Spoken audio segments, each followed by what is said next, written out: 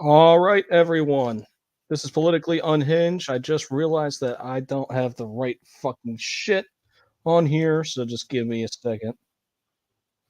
See, I don't. Oh, I just realized that I'm not streaming on Instagram. I do apologize. Yes, so,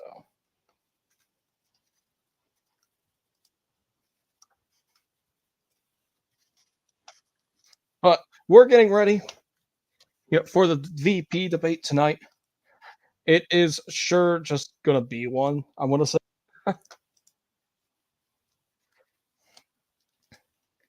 yeah, we're going live on. Wow, really? We got to upgrade on Twitter now? That's bullshit. Well, guess what? We're no longer going live on Twitter. Fuck that.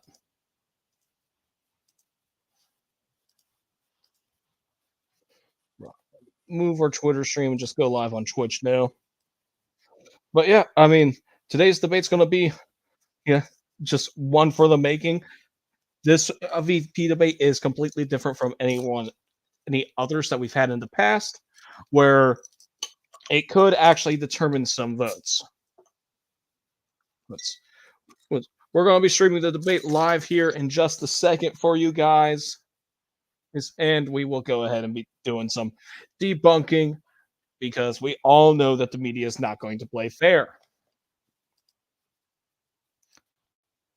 I mean, that's just the honest truth. They're not going to.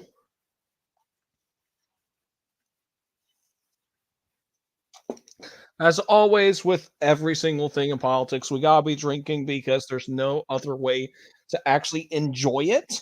So, but yeah, so I want to go ahead and put out my predictions for this debate for y'all. So, I expect JD to do really well during this debate. I expect Tim Walz to honestly possibly fall flat on his face. He's, and I will say this: I am also going to be at the rally on Saturday in Butler, Pennsylvania, and if any of y'all are there, come join me. Now, oh, this, like I said, is going to be one for the making. I think what JD Vance needs to go ahead and do, he needs to go ahead paint the picture of what is wrong with Kamala Harris, what's wrong with Tim Walz, and just begin from there. Also, thank you for the follow for an R2. Thank you so much. But no, we got to expect all these different people to come out from the woodworks. So JD Vance, what he needs to do is he needs to paint the picture of Kamala Harris being absolutely awful. And what we need to happen for that to see is, well, we need to go ahead and see what these idiots are doing.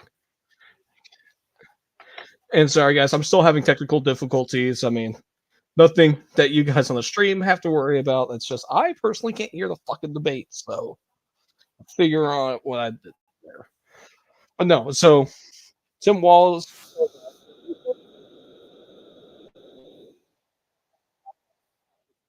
did in Minnesota, exaggerating on good, because we all know that Tim Walz did a terrible fucking job.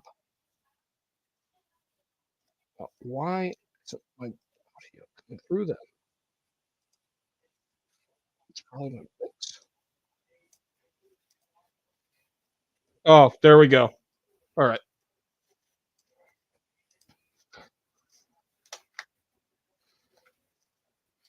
But the debate's going to be starting here shortly, y'all. So, some points that I want JD to touch up on. And quite frankly, it was a missed opportunity for Trump to begin with at the last presidential debate. What he needs to do, go ahead and paint the picture. The picture being that this would be administration would be full on corruption and that it would just go ahead and topple over. The other picture that he needs to paint is that these people honestly do not care about you. These people, what they're going to do, they're going to shove every little thing down their throats of the American people. He should also bring up that during COVID, Tim Walz was had, I believe, the cops or something shooting at people if they were just out on their porch. He needs to paint that picture. He needs to tell the American people that. You should also point out that Tim Walz was not actually a coach, and the stolen valor aspect of Tim Walz. He needs to go ahead and mention to the American people that, hey, I actually served. There's only one person on the stage that has served in a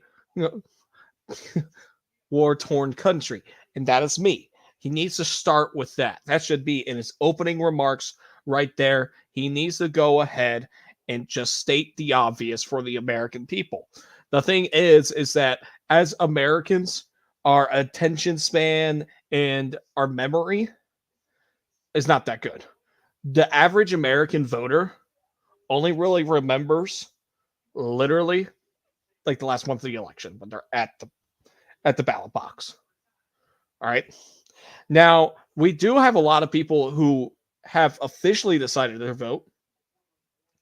But with this debate, what's going to do, well, it's going to help people decide, obviously, who they want.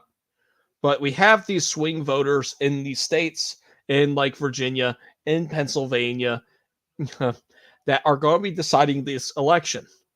For those of you that don't know, is that Donald Trump is actually very competitive in Virginia right now, where I think that you could see the possibility of it flipping. Now, there are people saying that I'm delusional, but that is that. And you're going to see, I'm going to call it right now, you're going to see Pennsylvania be decided on election night. And if Trump goes ahead and actually wins either Wisconsin and Michigan, on top of that, the election is over. We do have reason to believe, actually, that Donald Trump is up in Michigan. The Democratic Senate candidate has officially said that, according to her inside polling, Kamala Harris is not doing very well, and that she is afraid that Donald Trump will get elected, thus, in turn, that she will not be elected because there are very, very little split ticket voting. Split ticket voting doesn't really happen that often anymore, as many of y'all would like to think. A lot of people just go ahead and vote based on party rather than policy. But we need to just go ahead and remember that. What JD also needs to do, he needs to actually, once again say like, hey, I grew up in one of the poorest places in the country. He needs to go ahead and talk about that for the American people, because it has been a while since the American people were reminded of it. He needs to show that the background of a Trump Vance administration would actually be pretty diverse economically wise, and not the diversity of what the Democrats would want, which would be, well, diversity of skin color, which we all know is actually racism. But they're going to tell you that it's not. They're just going to tell you it's in all the name of DEI politics. Thanks. But we're getting ready here. We got about just 4 minutes until the debate starts. So both the candidates have been doing a lot of campaign work in Michigan. And Tim Walz was at the Michigan game and got freaking absolutely obliterated by people, by voters that told him that he was basically Tampon Tim.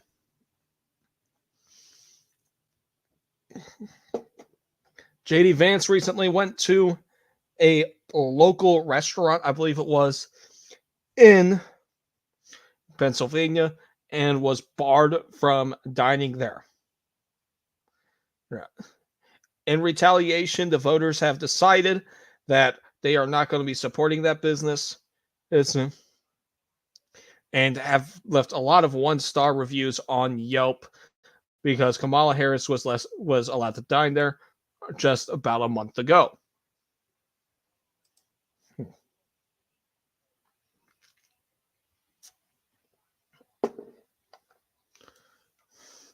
So, like I said, we're going to be fact checking during this entire stream against the anchors because I do not think they're going to give JD Vance a fair shake. They're going to go ahead and fact check JD as much as possible, as much as they have done with Trump. But we're just about 2 minutes away. Let's go ahead and tune in to NBC.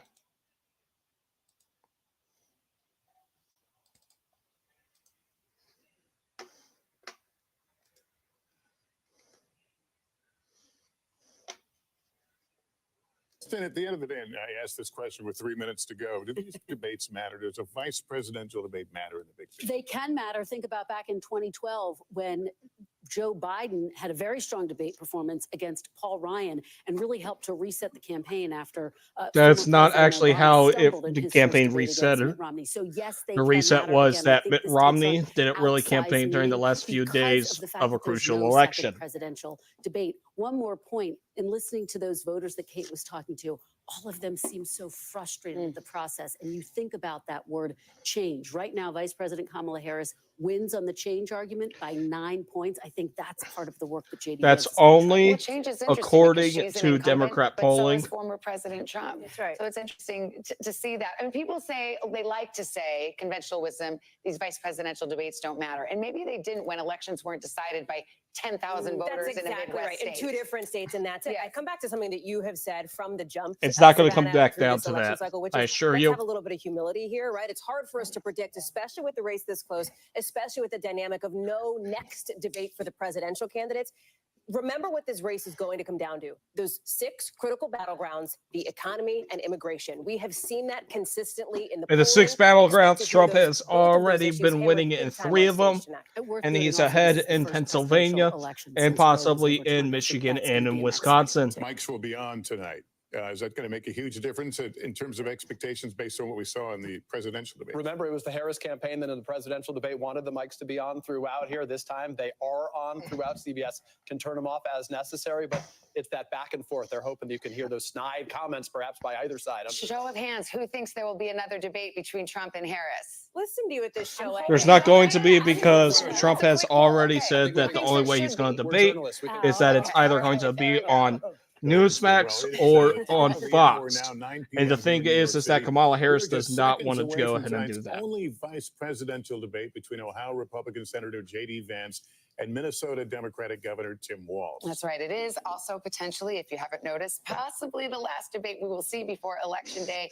Election Day now just 35 days away, 5 weeks. We've kind of set the table here on what people will be looking at and what we'll all be talking about in a little while. We will have in-depth analysis once the debate concludes here on NBC. But tonight's event is hosted by CBS News in their studio in New York, just a few blocks from here. Yeah, and as the last debate was between the running mates, Donald Trump and Kamala Harris, there's no audience in there tonight. So each candidate is going to have 2 minutes for their answers, and then there's a rebuttal.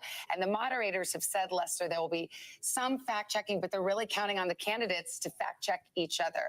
And as we noted, unlike the last debate, microphones will not be muted, but the network says they reserve the right to mute the camera. Notice how they said fact checking. That what's going to happen is that they're going to fact check JD Vance only. They're not going to fact check Tim Walz. Good evening. I'm Nora O'Donnell, and thank you for joining us for tonight's CBS News Vice Presidential Debate. We want to welcome our viewers on CBS, on other networks here in the U.S. and around the world. We have a consequential night ahead, and our focus is the issues that matter to you, the voter. Let's introduce the candidates. Minnesota's Democratic Governor Tim Walz and Ohio's Republican Senator J.D. Vance tonight meeting for the first time.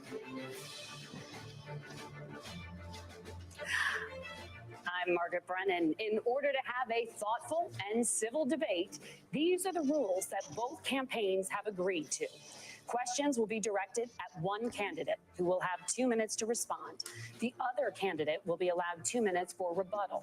Then each candidate will get another minute to make further points, with an additional 1 minute each at the discretion of the moderator. The primary role of the moderators is to facilitate the debate between the candidates, enforce the rules, and provide the candidates with the opportunity to fact-check claims made by each other. CBS News reserves the right to mute the candidates' microphones to maintain decorum. We have not shared the questions or topics with the campaigns. The stage is set. Governor, Senator, thank you for joining us. Let's get started.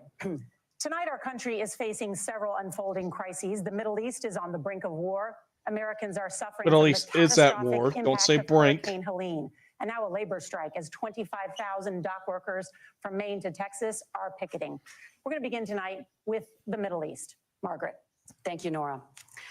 Earlier today, Iran launched its largest attack yet on Israel, but that attack failed, thanks to joint U.S. and Israeli defensive action.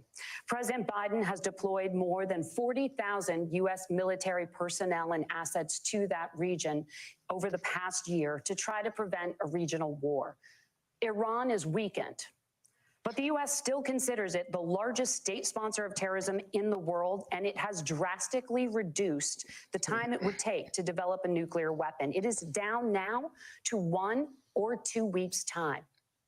Governor Walz, if you were the final voice in the Situation Room, would you support or oppose a preemptive strike by Israel on Iran? You have 2 minutes. Well, thank you. And thank you for those joining at home tonight. Let's keep in mind where this started. October 7th, Hamas terrorists massacred over 1,400 Israelis and took prisoners. Israel's ability to be able to defend itself is absolutely fundamental. Getting its hostages back, fundamental. And He said Iran, and then he corrected to Israel. Gaza. He meant Iran. But the expansion of Israel and its proxies is an absolute fundamental necessity for the United States to have the steady leadership there. You saw it experienced today, where along with our Israeli partners and our coalition, able to stop the incoming attack.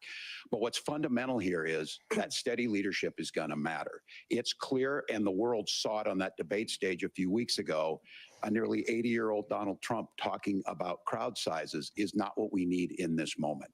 But it's not just that. It's those that were closest to Donald Trump that understand how dangerous he is when the world is this dangerous. His chief of staff, John Kelly, said that he was the most flawed human being he'd ever met. And both of his secretaries of defense and his national security advisors said he should be nowhere near the White House. Now, the person closest to them, Donald Trump, said he's unfit for the highest office. That was Senator Vance. What we've seen out of Vice President Harris is we've seen steady leadership. We've seen a calmness. What leadership? Able to be able to draw on the coalitions to bring them together. Understanding that our allies matter. When our allies see Donald Trump turn towards Vladimir Putin, turn towards North Korea, when we start to see that type of fickleness around holding the coalitions together, we will stay committed. And as the vice president said today we will protect our forces and our allied forces, and there will be consequences. How come she hasn't been doing that Senator already? Vance, the same question. Would you support or oppose a preemptive strike by Israel on Iran? You have 2 minutes. So, Margaret, I want to answer the question. First of all, thanks, Governor. Thanks to CBS for hosting the debate. And thanks, most importantly, to the American people who are watching this evening and caring enough about this country to pay attention to this vice presidential debate. I want to answer the question, but I want to actually give an introduction to myself a little bit, because I recognize a lot of Americans don't know who either one of us are. Right there. That's what we I was needed. raised in a working-class family. My mother required food assistance for periods of her life. My grandmother required Social Security help to raise me, and she raised me in part because my own mother struggled with addiction for a big chunk of my early life.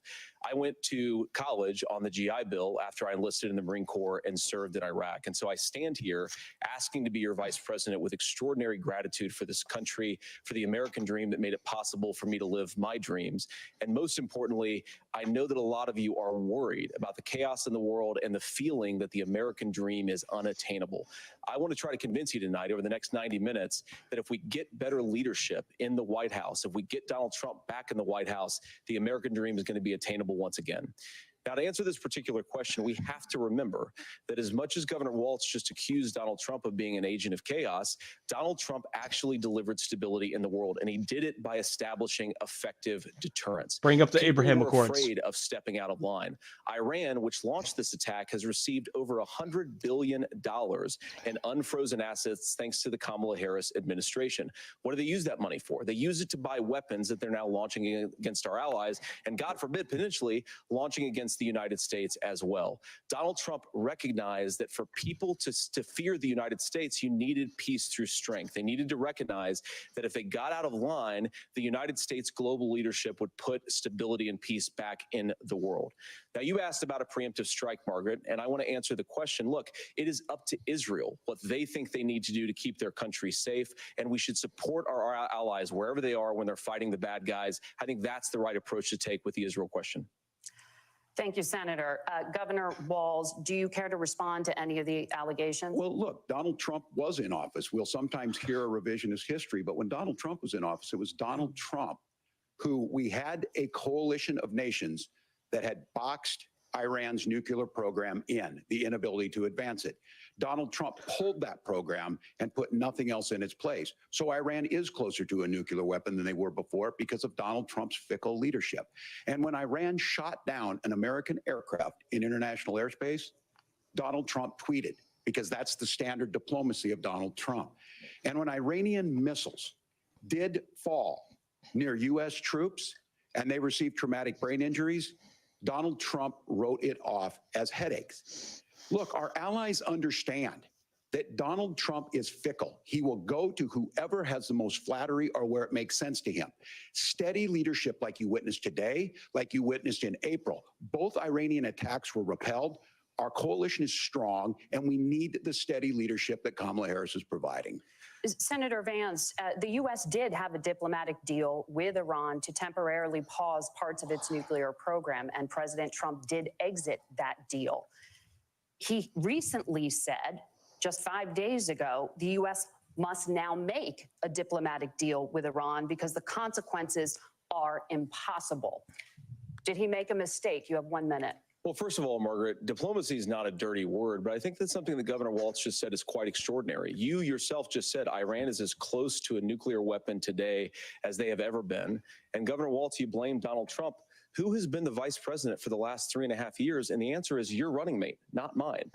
Donald Trump consistently made the world more secure. Now, we talk about what the sequence of events that led us to where we are right now, and you can't ignore October the 7th, which I appreciate Governor Walz bringing up.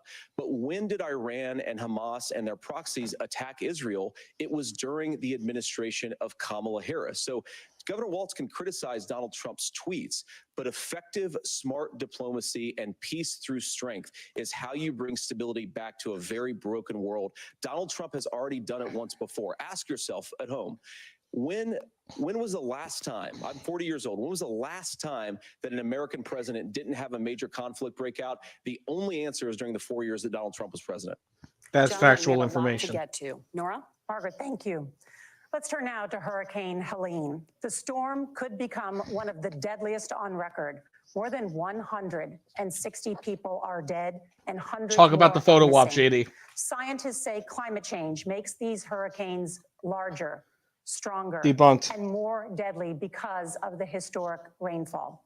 Senator Vance, according to CBS News polling, 7 in 10 Americans and more than 60% of Republicans under the age of 45 favor the U.S. taking steps to try and reduce climate change. We Senator, can't do what anything else. We have the responsibility lowest will carbon Trump emissions administration have in the to world try at and this time. reduce the impact of climate change? I'll give you 2 minutes. Sure. So first of all, let's start with the hurricane, because it's an unbelievable, unspeakable human tragedy. I just saw today actually a photograph of two grandparents on a roof with a 6-year-old child, and it was the last photograph ever taken of them because the roof collapsed and those innocent people lost their lives. And I'm sure Governor Walz joins me in saying our hearts go out to those innocent people, our prayers go out to them, and we want as robust and aggressive as a federal response as we can get to save as many lives as possible, and then of course afterwards to help the people in those communities rebuild. I mean, these are communities that I love. Some of them I know very personally in Appalachia, all across the Southeast. They need their government to do their job, and I commit that when Donald Trump is president again, the government will put the citizens of this country first when they suffer from a disaster.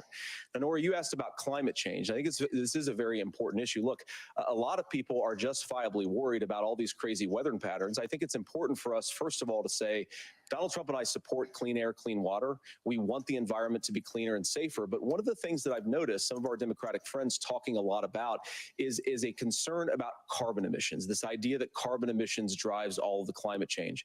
Well, let's just say that's true, just for the sake of argument, so we're not arguing about weird science. Let's just say that's true. Get ready. Tim But if Walz you is going to believe support that, the Green New Deal. What would you want to do? The answer is that you'd want to reshore as much American manufacturing as possible, and you'd want to produce as much energy as possible in the United States of America, because we're the cleanest economy in the entire world. What have Kamala Harris's policies actually led to? More energy production in China, more manufacturing overseas, more doing business in some of the dirtiest parts of the entire world. And when I say that, I mean the amount of carbon emissions they're doing per unit of economic output. So if we actually care about getting cleaner air and cleaner water, the best thing to do is to double down and invest in American workers and the American people. And unfortunately, Kamala Harris has done exactly the opposite. Governor Walz, you have 2 minutes to respond. Well, we got close to an agreement because all those things are happening. Look, first of all, it is a horrific tragedy with this hurricane. And my heart goes out to the folks that are down there in contact with the governors. I serve as co-chair of the Council of Governors as we work together on these emergency managements. Governors know no partisanship. They work together. So all of the governors and the emergency responders are on the ground. Those happen on the front end. The federal government comes in, makes sure they're there that we recover, but we're still in that phase where we need to make sure that they're staying there, staying focused. Now, look, coming back to the climate change issue, there's no doubt this thing roared onto the scene faster and stronger than anything we've seen. Senator Vance has Hurricane said that Katrina. there's a climate problem in the past. Donald Trump called it a hoax and then joked that these things would make more beachfront property to be able to invest in. What we've seen out of the Harris administration now, the Biden-Harris administration, is we've seen this investment. We've seen massive investments, the biggest in global history that we've seen in the Inflation Reduction Act, has created jobs all across the country. 2,000 in Jeffersonville, Ohio, taking the EV technology that we invented and making it here. 200,000 jobs across the country. The largest solar manufacturing plant in North America sits in Minnesota. But my farmers know climate change is real. They've seen 500-year droughts, 500-year floods back to back. But what they're doing is adapting, and this has allowed them to tell me, look, I harvest corn, I harvest soybean, and I harvest wind. We are producing more natural gas and more oil at any time than we ever have. We're also producing more clean energy. So the solution for us is to continue to move forward, that climate change is real. Reducing our impact is absolutely critical, but this is not a false choice. You can do that at the same time you're creating the jobs that we're seeing all across the country. That's exactly what this administration has done. We are seeing us becoming an energy superpower for the future, not just the current. And that's what absolutely makes sense. And then we start thinking about how do we mitigate these disasters. Thank you. Senator, I want to give you an opportunity to respond there. The governor mentioned that President Trump has called climate DI change a hoax. Do you agree? 11ONV2 Look, what the said that's not president has true. said Those jobs is are that if the returning Democrats, jobs, in not new ones. That is particular Kamala completely Harris true. and her leadership, if they really believe that climate change is serious, what they would be doing is more manufacturing and more energy production in the United States of America, and that's not what they're doing. So clearly, Kamala Harris herself doesn't believe her own rhetoric on this. If she did, she would actually agree with Donald Trump's energy policy. policies. Now, something Governor Walz said I think is important to touch upon, because when we talk about clean energy, I think that's a slogan that often the Democrats will use here. And I'm talking, of course, about the Democratic leadership. Is it just me, or The does it real look issue is like that if you're spending Jeff Dunham hundreds of millions or even billions standing of right dollars next to of Walter American right now? taxpayer money on solar panels that are made in China, number one, you're going to make the economy dirtier. We should be making more of those solar panels here in the United States of America. Some of them are, Tim, but a lot of them are being made overseas in China, especially the Correct. components that go into those solar panels. So if you really want to make the environment cleaner, you've got to invest in more energy production. We haven't built a nuclear facility, I think, one in the past 40 years. Senator. Natural gas, we got to invest more in it. Kamala Harris has done the opposite. That's raised energy prices and also meant that we're doing Senator, worse your by the time climate. is up. Governor, would you like to respond? Well, look, we're producing more natural gas. You should just There's kiss. no moratorium on that. We're producing more oil, but the folks know, and like I said, again, these are not liberal folks. These are not folks that are Green New Deal folks. These are farmers that have been drought one year, massive flooding the next year. They understand that it makes sense. Look, our number one export cannot be topsoil from erosion from these massive storms. We saw it in Minnesota this summer. And thinking about how do we respond to that, we're thinking ahead on this. And what Kamala Harris has been able to do in Minnesota, How we're are you starting thinking to ahead? weatherproof some of these things. The infrastructure law that was passed allows us to think about mitigation in the future. How do we make Infrastructure sure we're law did protecting by nothing. burying our power lines? How do we make sure that we're protecting lakefronts and things that we're seeing more and more of? But to call it a hoax and to take the oil company executives to Mar-a-Lago, say, give me money for my campaign, and I'll let you do whatever you want. We can be smarter about that. And an all above energy policy is exactly what she's doing, creating those jobs right here. Governor, your time is up. The overwhelming consensus among scientists is that the Earth's climate is warming at an unprecedented rate. Actually, the consensus Thank you, is Nora. that it's actually We're going to turn cooling. now to immigration. The crisis at the U.S.-Mexico border consistently ranks as one of the top issues for American voters. Senator Vance, your campaign is pledging to carry out the largest mass deportation plan in American history and to use the U.S. military to do so. Could you be more specific about exactly how this will work? For example, would you deport parents who have entered the U.S. illegally and separate them from My any little of their women, children that's who Krabby were Turtle born over US on soil? YouTube. You have 2 minutes. So first of all, Margaret, before we talk about deportations, we have to stop the bleeding. We have a historic immigration crisis because Kamala Harris started and said that she wanted to undo all of Donald Trump's border policies. 94 executive orders suspending deportations, decriminalizing illegal aliens, massively increasing the asylum fraud that exists in our system. That has opened the floodgates. And what it's meant is that a lot of fentanyl is coming into our country. I had a mother who struggled with opioid addiction and has gotten clean. I don't want people who are struggling with addiction to be deprived of their second chance because Kamala Harris let in fentanyl into our communities at record levels. So you've got to stop the bleeding. You've got to re-implement Donald Trump's border policies, build the wall, re-implement deportations. And that gets me to your point, Margaret, about what do we actually do? So we've got 25 million illegal aliens who are here in the country. What do we do with them? I think the first thing that we do is we start with the criminal migrants. About 1 million of those people have committed some form of crime in addition to crossing the border illegally. I think you start with deportations on those folks. And then I think you make it harder for illegal aliens to undercut the wages of American workers. A lot of people will go home if they can't work for less than minimum wage in our own country. And by the way, that'll be really good for our workers who just want to earn a fair wage for doing a good day's work.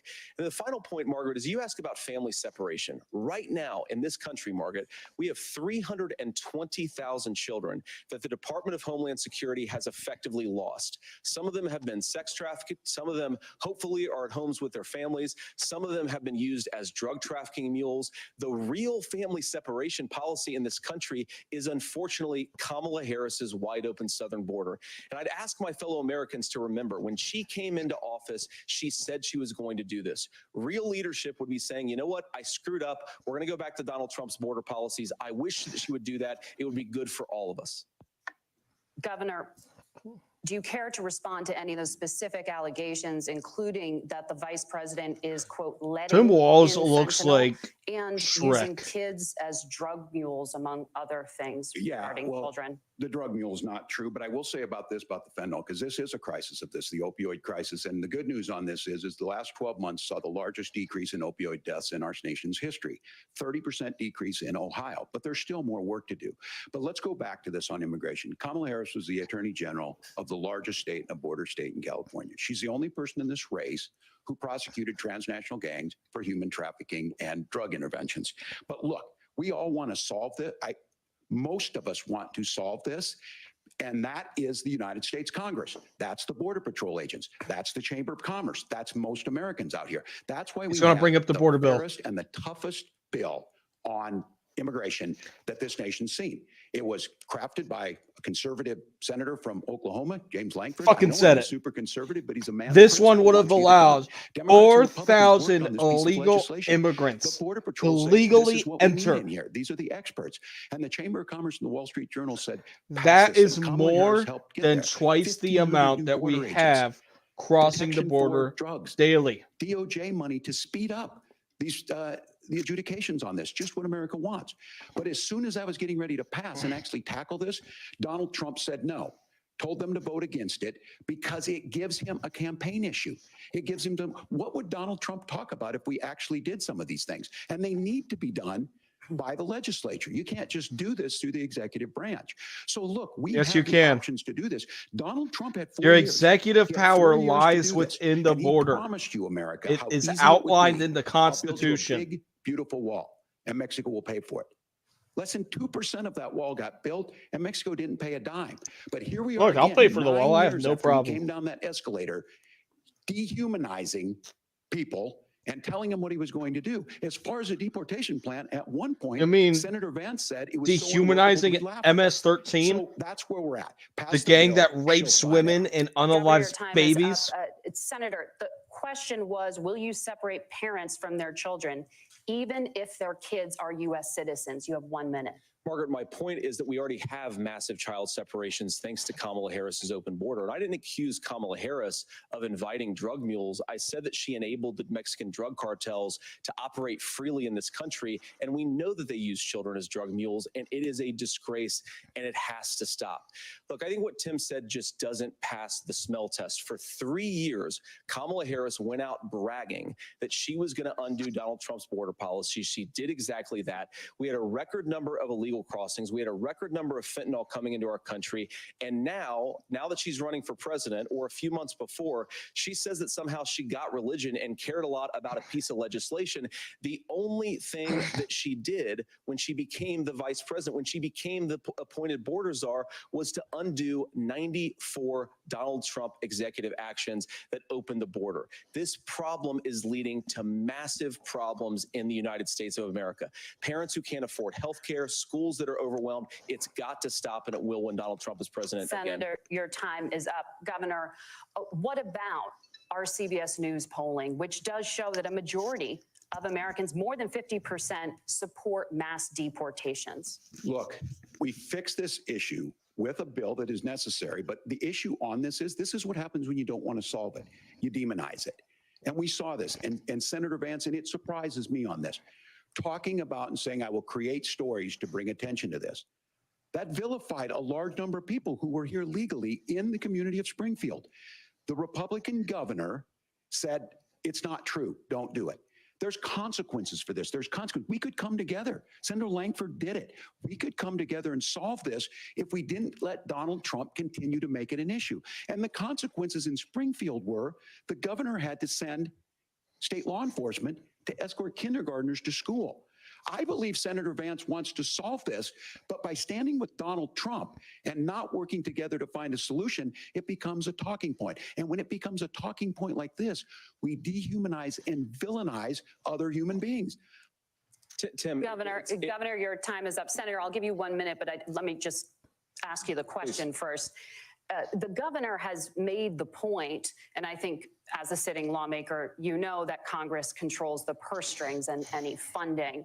So you have said repeatedly that Donald Trump would, through executive action, solve this? Do you disagree that Congress controls the purse strings and would need to support many of the changes that you would actually want to implement? You have 1 minute. Look, Margaret, first of all, the gross majority of what we need to do at the southern border is just empowering law enforcement to do their job. I've been to the southern border. They're going to more cut than our off borders JD are. Kamala Vance. Harris has been, and it's actually heartbreaking. because the Several Border seconds Patrol early agents, again. They just want to be empowered to do Get their ready. job. Of course, additional resources would help, but most of this is about the president and the vice president empowering our law enforcement to say, if you try to come across the border illegally, you've got to stay in Mexico. You've got to go back through proper channels.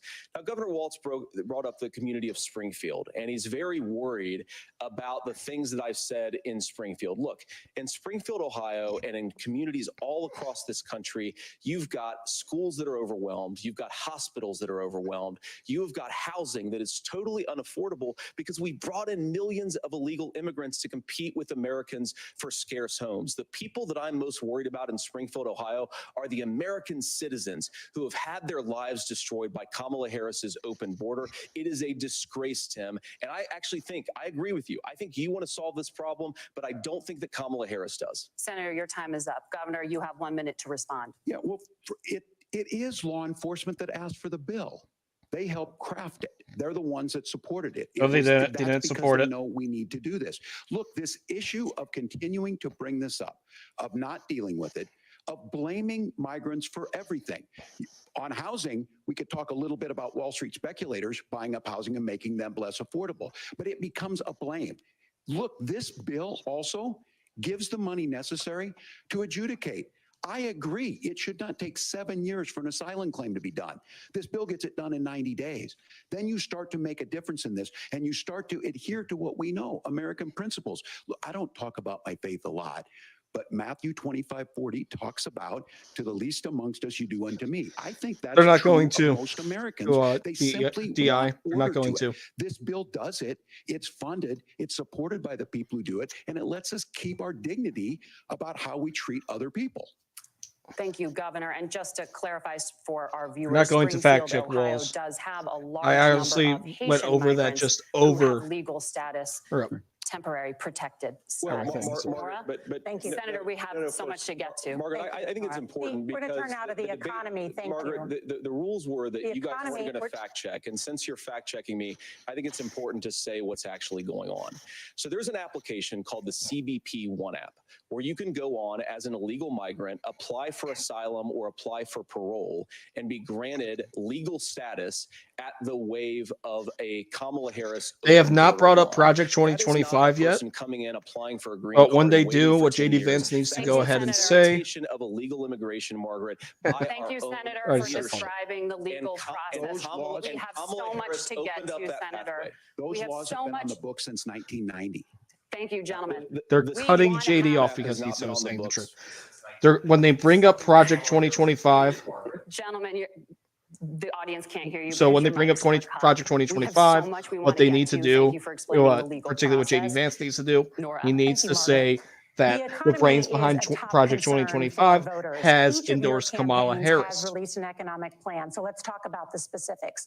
Governor Walz, Vice President For Harris. those of you joining on unveiled a plan TikTok, that includes we are billions in live tax over on credits for YouTube and manufacturing, Instagram housing, with and a the renewed child official tax debate credit. up right The now. Wharton Go School ahead and says join your us over proposals there. will increase the nation's deficit by $1.2 trillion. But you're more than welcome How to would you pay for sit that down with without us over ballooning here while the we just deficit? fact Governor, I'll check the give you 2 debate minutes. in real Thank time. you. And Kamala Harris and I do believe in the middle class because that's where we come from. We both grew up in that. I grew up in a middle class family. They're listening tonight. You're hearing a lot of stuff back and forth, and it's good. It's healthy. That's what this is supposed to happen. You should be listening. How Thank you is for this gonna joining, y'all. impact me? The bold forward plan that Kamala Harris put out there is talking about this housing issue. The one thing is there's 3 million new houses proposed under this plan with down payment And assistance under on the this front plan, end to get you in a house. A house is much they're going to more go than ahead and just an put asset to be traded somewhere. $25,000, It's which will foundational to what you're at. automatically And then increase making the sure that price of things the you buy house. every day, whether they be prescription drugs or other things, that there's fairness in that. Look, the $35 Thank you for joining the live, insulin is a y'all, good over on thing, TikTok. but it Please costs join us over $5 on to make YouTube insulin. and They were on charging Instagram at $800 Politically before this law Unhinged. went into effect. We have As the far as debate the lives housing over goes, there. I've seen it in Minnesota. 12% more houses in Minneapolis, prices went down on rent 4%. It's working. And then making sure tax cuts go to the middle class. $6,000 child tax credit, we have one in Minnesota, reduces childhood poverty by a third. We save money in the long run, and we do the right thing for families. And then getting businesses off the ground. The law as it stands right now is $5,000 tax credit for small business, increasing that to $50,000. Now, this is a philosophical difference between us. Donald Trump made a promise, and I'll give you this. He kept it. He took folks to Mar-a-Lago, said, you're rich as hell, I'm going to give you a tax cut. He gave the tax cuts that predominantly went to the top class. What happened? He gave tax cuts to everyone. It was predominantly for the middle class. That one he's proposing has a officially 20% consumption ended. or sales tax on everything we bring in. Everyone agrees, including businesses, it would be destabilizing it. It would increase inflation and potentially lead to a recession. Look, this is simple. Actually, won't lead to a recession, considering we're already in one. Do the things she wants to do. We'll just ask the wealthiest to pay their fair share. When you do that, our system works best. More people are participating in it, and folks. You're correct. The DI, he does need to go ahead and bring that I want to give you a up. moment to respond on that. But similarly, the Wharton School has done an analysis of the Trump plan and says it would increase the nation's deficit by $5.8 trillion.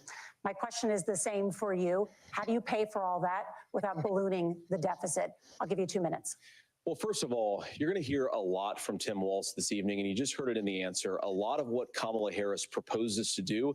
And some of it, I'll be honest with you, it even sounds pretty good. Here's what you won't hear is that She Kamala stole it Harris from has the Trump already done campaign. it. Because she's been the vice president for 3.5 years. She had the opportunity to enact all of these great policies. And what she's actually done instead is drive the cost of food higher by 25%, drive the cost of housing higher by about 60%, open the American southern border and make middle-class life unaffordable for a large number of Americans. If Kamala Harris has such great plans for how to address middle-class problems, then she ought to do them now, not when asking for a promotion, but in the job. Krabby Turtle over on YouTube says CBS is trash. Well, we all already know that. Tells you a lot about how much you can trust her actual plans. Now, Donald Trump's economic That is why I am just a launching my plan, but own it's media also a company. Be on the lookout for a that. lot of those same Or economists Unhinged attack Media. Donald Trump's plans, and they have PhDs, but they don't have common sense and they don't have wisdom, because Donald Trump's economic policies delivered the highest take-home pay in a generation in this country, 1.5% inflation, and to boot, peace and security all over the world. So when people say that Donald Trump's economic plan doesn't make sense, I say look at the record. He delivered rising take-home pay for American workers. Now, Tim admirably admits that they want to undo the Trump tax cuts. But if you look at what was so different about Donald Trump's tax cuts, even from previous Republican tax cut plans, is that a lot of those resources went to giving more take-home pay to middle-class and working-class Americans. It was passed in 2017, and you saw an American economic boom unlike we've seen in a generation in this country. That is a record that I'm proud to run on, and we're going to get back to that common sense wisdom so that you can afford to live the American dream again. I know a lot of you are struggling. I know a lot of you are worried about paying the bills. It's going to stop when Donald Trump brings back common sense to this country. Governor, do you want to respond to that? What has Kamala Harris done for the Thank you all for joining over on TikTok. We are live over on Instagram, on YouTube, We were already streaming the before COVID debate in a live. manufacturing recession, but 10 million people out of work, largest percentage since the Great Depression. 9 million jobs closed on that. That was day one, whether it was the Infrastructure Act or other things we moved. Now, you made a question about experts, said this. I've made a note of this. Economists can't be trusted. Science can't be trusted. National security folks can't be trusted. Look, if you're going to be president, you don't have all the answers. Donald Trump believes he does. My pro tip of the day is this. If you need heart surgery, listen to the people at the Mayo Clinic in Rochester, Minnesota, not Donald Trump. And the same thing goes with this. And I ask you out there, teachers, nurses, truck drivers, or whatever, how is it fair that you're paying your taxes every year and Donald Trump hasn't paid any federal tax in the last 15 years, and the last year as president? That's what's wrong with the system. There's a way around it, and he's bragged about that. We're just asking for fairness in it, and that's all you want. You have a minute. Governor, you say trust the experts. But those same experts for 40 years said that if we shipped our manufacturing base off to China, we'd get cheaper goods. They lied about that. They said if we shipped our industrial base off to other countries, to Mexico and elsewhere, it would make the middle class stronger. They were wrong about that. They were wrong about the idea that if we made America less self-reliant, less DI over on Instagram says Trump doesn't have a wage. That's why. That is correct. He took $1 a year. And for the first time in a generation, Donald Trump had the wisdom and the courage to say to that bipartisan consensus, we're not doing it anymore. We're bringing American manufacturing back. We're unleashing American energy. We're going to make more of our own stuff. And this isn't just an economic issue. I mean, I've got 3 beautiful little kids at home, 7, 4, and 2, and I love them very much, and I hope they're in bed right now. But look, so many of the drugs, the pharmaceuticals that we put in the bodies of our children are manufactured by nations that hate us. This has to stop, and we're not going to stop it by listening to experts. We're going to stop it by listening to common sense wisdom, which is what Donald Trump governed on. Senator, your time is up. Governor Walz, can you address that? I mean, They voters keep say on trust cutting Donald off Trump on the JD economy Vance more. early. If you're listening tonight and you want billionaires to get tax cuts, you heard what the numbers were. Look, I'm a union guy on this. I'm not a guy who wanted to ship things overseas, but I understand that, look, we produce soybeans and corn. We need to have Those of fair you trade joining over partners. on That's TikTok, something that we believe please in. join us I think the over thing on that, YouTube or on most Instagram. concerns me on this We is are watching the Donald debate Trump live was the over guy there. who created the Please look largest up trade Politically deficit in Unhinged American on history with the China. platforms. So the rhetoric is good. Much of what the senator said right there, I'm in agreement with him on this. I watched it happen too. I watched it to my communities, and we talked about that. But we had people undercutting the right to collectively bargain. We had right to work states made it more difficult. We had companies that were willing to ship it over, and we saw people profit. Folks that are venture capital in some cases, putting money into companies that were overseas. So We're in people have agreement that actually we bring turned a those less of home. a profit The issue is under the Donald Trump was Biden-Harris talking about it. administration. Kamala Harris has a record, 250,000 more manufacturing jobs just out of the IRA. May I respond to that? Yes. So appreciate that. So if you notice what Governor Walz just did is he said, first of all, Donald Trump has to listen to the experts. And then when he acknowledged that the experts screwed up, he said, well, Donald Trump didn't do nearly as good of a job as the No, that's a gross that he generalization. did. So what Tim Walz is doing, and I honestly, Tim, I think you got a tough job here because you've got to play whack-a-mole. You've got to pretend that Donald Trump didn't deliver rising take-home pay, which of course he did. You've got to pretend that Donald Trump didn't deliver lower inflation, which of course he did. And then you simultaneously got to defend Kamala Harris's atrocious economic record, which has made gas, groceries, and housing unaffordable for American citizens. I was raised by a woman who would sometimes go into medical debt so that she could put food on the table in our household. I know what it's like to not be able to afford the things that you need to afford. We can do so much better. To all of you watching, we can get back to an America that's affordable again. We just got to get back to common sense economic principles. I hope we have a conversation on healthcare then. Senator, Governor, Please. thank you. Margaret? We have a lot to get to ahead, gentlemen, on many topics. But right now, I want to talk DI about says personal Vance is qualifications. destroying him. The vice Someone president is stop often this the murder. last voice the president hears before Sorry, making TikTok. I mean on the consequential live thing. decisions. We want to ask you about your leadership qualities. Governor Walz, you said you were in Hong Kong during the deadly Tiananmen Square protests in the spring of 1989. Yes. But Minnesota Public Radio and other media outlets are reporting that you actually didn't travel to Asia until August of that year. Can you explain that discrepancy? Now call him out for Yeah, stolen and to the folks out there who didn't get at the top of this, look, I grew up in small rural Nebraska, town of 400, town that you rode your bike with your buddies till the streetlights come on, and I'm proud of that service. I joined the National Guard at 17, worked on family farms, and then I used the GI Bill to become a teacher, passionate about it, a young teacher. My first year, I got the opportunity in the summer of '89 to travel to China. 35 years ago, be able to do that. I came back home and then started a program to take young people there. We would take basketball teams, we would take baseball teams, we would take dancers, and we would go back and forth to China. The issue for that was to try and learn. Now, look, my community knows who I am. They saw where I was at.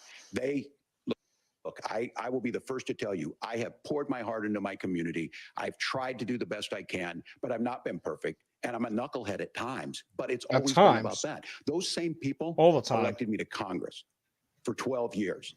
And in Congress, I was one of the most bipartisan people. Actually, working on things like farm bills that we got done, working on veterans benefits. And then the people of Minnesota were able to elect me to governor twice.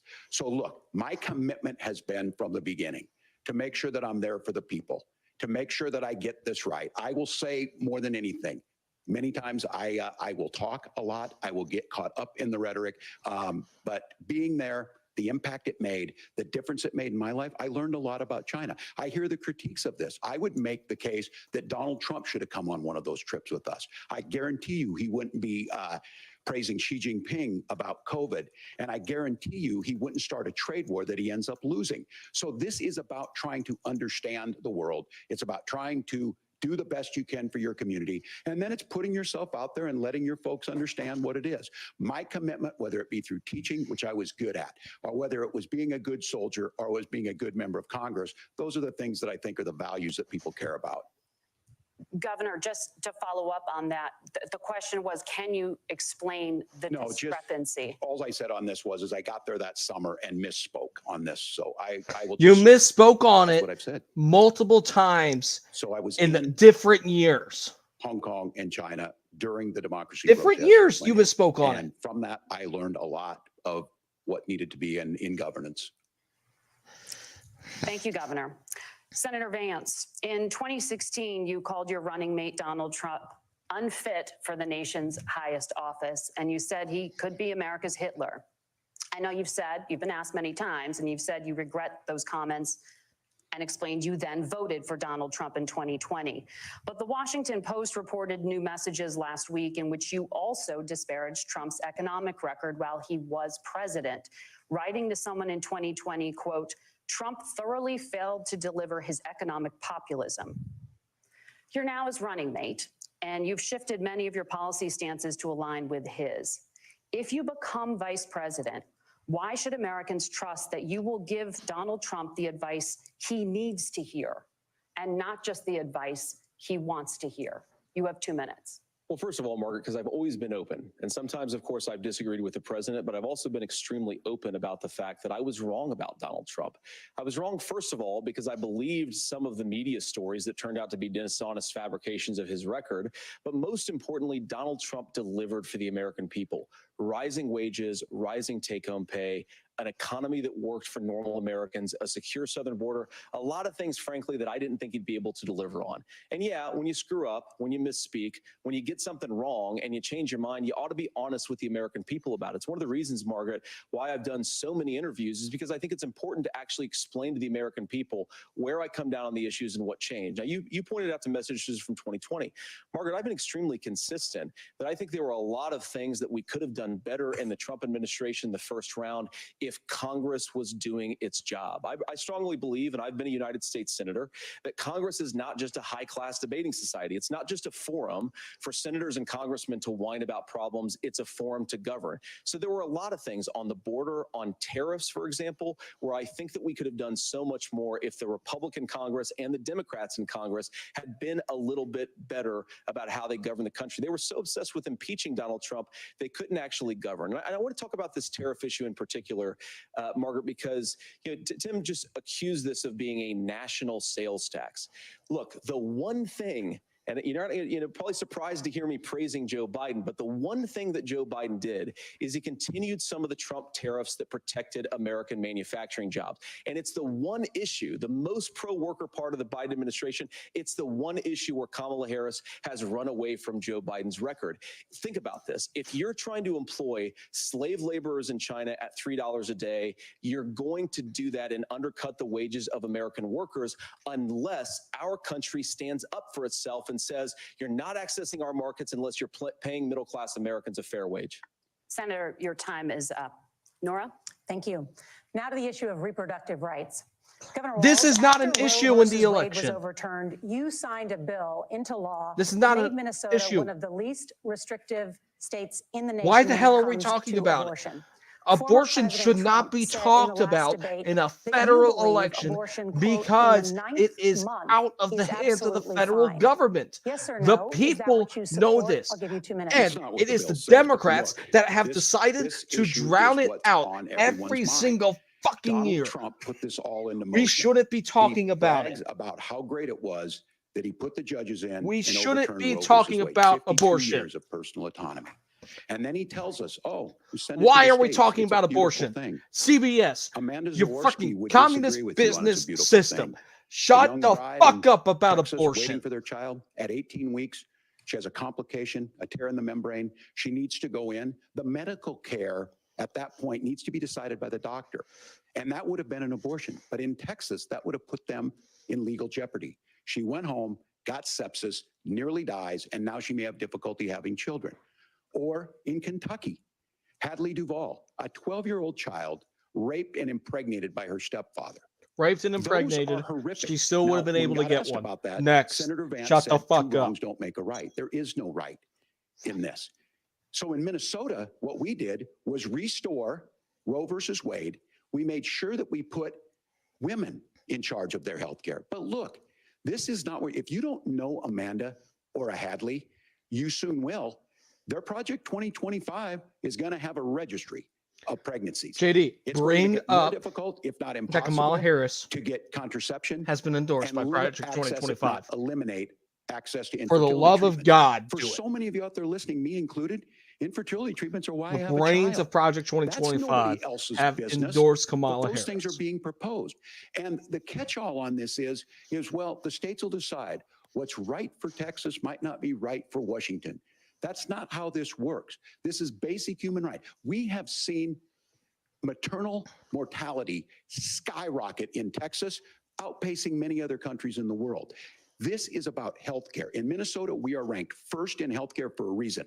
We trust women, we trust doctors. Senator, do you want to respond DI to the governor's says claim? Will JD you asked create him a to federal define a pregnancy woman. monitoring agency? No, Nora, certainly we won't. And I want to talk about this issue because I know a lot of Americans care about it, and I know a lot of Americans don't agree with everything that I've ever said on this topic. And, you know, I grew up in a working class family in a neighborhood where I knew a lot of young women who had unplanned pregnancies. He's doing the and Kamala decided to Harris terminate thing. I those fucking love pregnancies it. because they feel like they didn't have any other options. And, you know, This is one of perfect them for is him to actually very do. dear to me. And I know she's watching tonight, and I love you. And she told me something a couple years ago that she felt like if she hadn't had that abortion, that it would have destroyed her life because she was in an abusive relationship. And I think that what I take from that as a Republican who proudly wants to protect innocent life in this country, who proudly wants to protect the vulnerable, is that my party, we've got to do so much better of a job at earning the American people's trust back on this issue where they frankly just don't trust us. And I think that's one of the things that Donald Trump and I are endeavoring to do.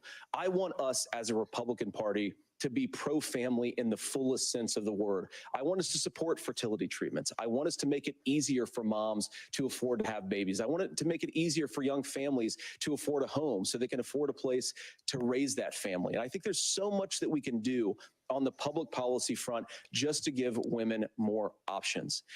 Now, of course, Donald Trump has been very clear that on the abortion policy specifically, that we have a big country and it's diverse. And California has a different viewpoint on this than Georgia. Georgia has a different viewpoint from Arizona. And the proper way to handle this, as messy as democracy sometimes is to let voters make these decisions, let the individual states make their abortion policy. And I think that's what makes the most sense in a very big, a very diverse, and let's be honest, sometimes a very, very messy and divided country. Governor, would you like to respond and also answer the question about restrictions? Yeah, well, the question got asked and Donald Trump made the accusation that wasn't true about Minnesota. Well, let me tell you about this idea that there's diverse states. There's a young woman named Amber Thurman. She happened to be in Georgia, a restrictive state. Because of that, she had to travel a long distance to North Carolina to try and get her care. Amber Thurman died.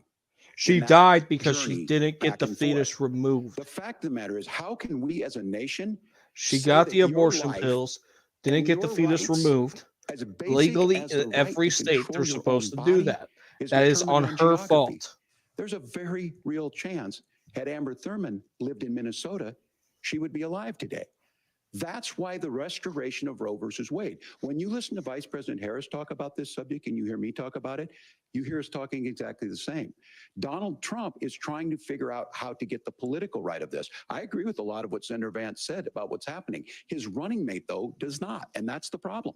Governor, your time is up. Senator, let me ask you about that. He mentioned, it was, I think, referring to a national ban. In the past, you have supported a federal ban on abortion after 15 weeks. In fact, you said if someone can't support legislation like that, quote, you are making the United States the most barbaric pro-abortion regime anywhere in the entire world. My question is, why have you changed your position? Well, Nora, first of all, I never supported a national ban. I did when I was running for Senate in 2022 talk about setting some minimum national standard. For example, we have a partial birth abortion ban in place in this country at the federal level. I don't think anybody's trying to get rid of that, or at least I hope not, though I know that Democrats have taken a very radical pro-abortion stance. But Nora, one of the things that changed is in the state of Ohio, we had a referendum in 2023, and the people of Ohio voted overwhelmingly, by the way, against my position.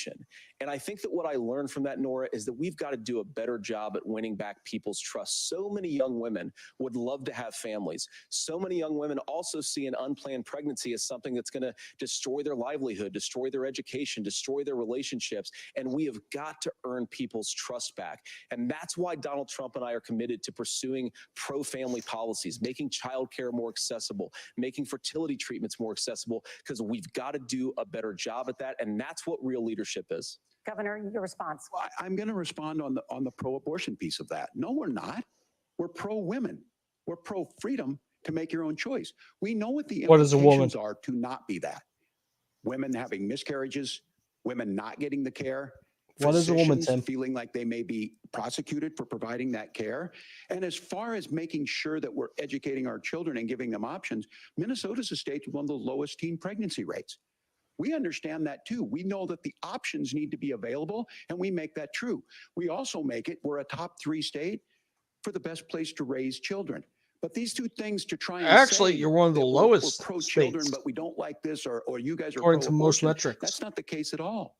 We are pro-freedoms for women to make their choices, and we're going, and Kamala Harris is making the case, to make options for children more affordable, a $6,000 child tax credit, but we're not going to base that on the backs of making someone like Amber Thurman drive 600 miles to try and get health care. Senator? May I respond to that? First of all, Governor, I agree with you. Amber Thurman should still be alive, and there are a lot of people who should still be alive, and I certainly wish that she was. And maybe you're free to disagree with me on this and explain this to me, but as I read the Minnesota law that you signed into there we go, statute that you signed into law, it says that a doctor who presides over an abortion where the baby survives, the doctor is under no obligation to provide life-saving care to a baby who survives a botched late-term abortion. That is, I think, whether you're pro-choice or pro-abortion, that is fundamentally barbaric. And that's why I use that word, Nora, is because some of what we've seen, do you want to force Catholic hospitals to perform abortions against their will? Because Kamala Harris has supported suing Catholic nuns to violate their freedom of conscience. We can be a big and diverse country where we respect people's freedom of conscience and make the country more pro-baby and pro-family. But please. Yes, Governor, please respond. Look, this is one where there's always something there. This is a very simple proposition. These are women's decisions to make about their healthcare decisions, and the physicians who know best when they need to do this. Trying to distort the way a law is written to try and make a point, that's not it at all. What was I wrong about, Governor? Please tell me, what was I wrong about? That is not the way the law is written. Look, it absolutely is, Tampon Tim. On a lot of things that getting involved, that's been misread, and it was fact-checked at the last debate. But the point on this is there's a continuation of these guys to try and tell women or to get involved. I use this line on this, just mind your own business on this. Things worked best when Roe versus Wade was in place. When we do a restoration of Roe, that works best. That doesn't preclude us from increasing funding for children. It doesn't increase us from making sure that once that child's born, like in Minnesota, they get meals, they get early childhood education, they get health care. So the hiding behind we're going to do all these other things when you're not proposing them in your budget. Kamala Harris is proposing them. She's proposing all those things to make life easier for families. I asked a specific question, Governor. You gave me a slogan as a response. It's not the case. It's not true. That's not what the law says. So it's what the law says is what Tim Walz. Gentlemen, there's a lot Tim to Walz, discuss. you're We an have to idiot. move on, and Oh we're my gonna be right God. back with much more of the CBS News vice presidential debate in just a moment. Honestly, this was fucking ridiculous. Why aren't they cutting off Tim Walz? Why aren't they? Why aren't they cutting him off? The dude was spewing lie after lie. He was lying about his own freaking law. And they were and you're not going to fact check him? I don't give a shit if you have to go to a commercial. You fucking fact check him right there and say, hey, actually, Senator Vance is right. That's what you need to say. But the leftist media are idiots. The leftist media is full of frauds.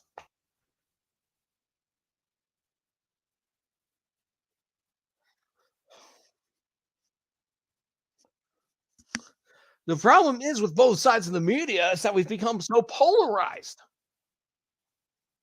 Well, oh my God. I'll give the communist business system this, though. All right. They're hosting a better debate than ABC.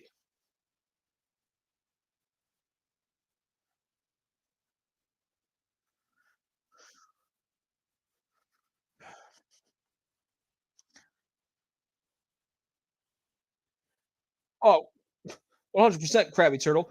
Krabby Turtle, for all of you that can't see over on YouTube, he said, one side is holding the water for the DNC. Goes, Dustin says, it's like, they always say it's the woman's body and choice, but what about the baby's body? Late-term abortions are flat-out murder. Look up the development of a baby. That is correct. Now, look, my little sister was born 3 months early. All right. Like, I'm honestly pissed off that we're having a debate about abortion in a federal election when it is not even up to the federal government. Why the hell is this even a fucking question for people here?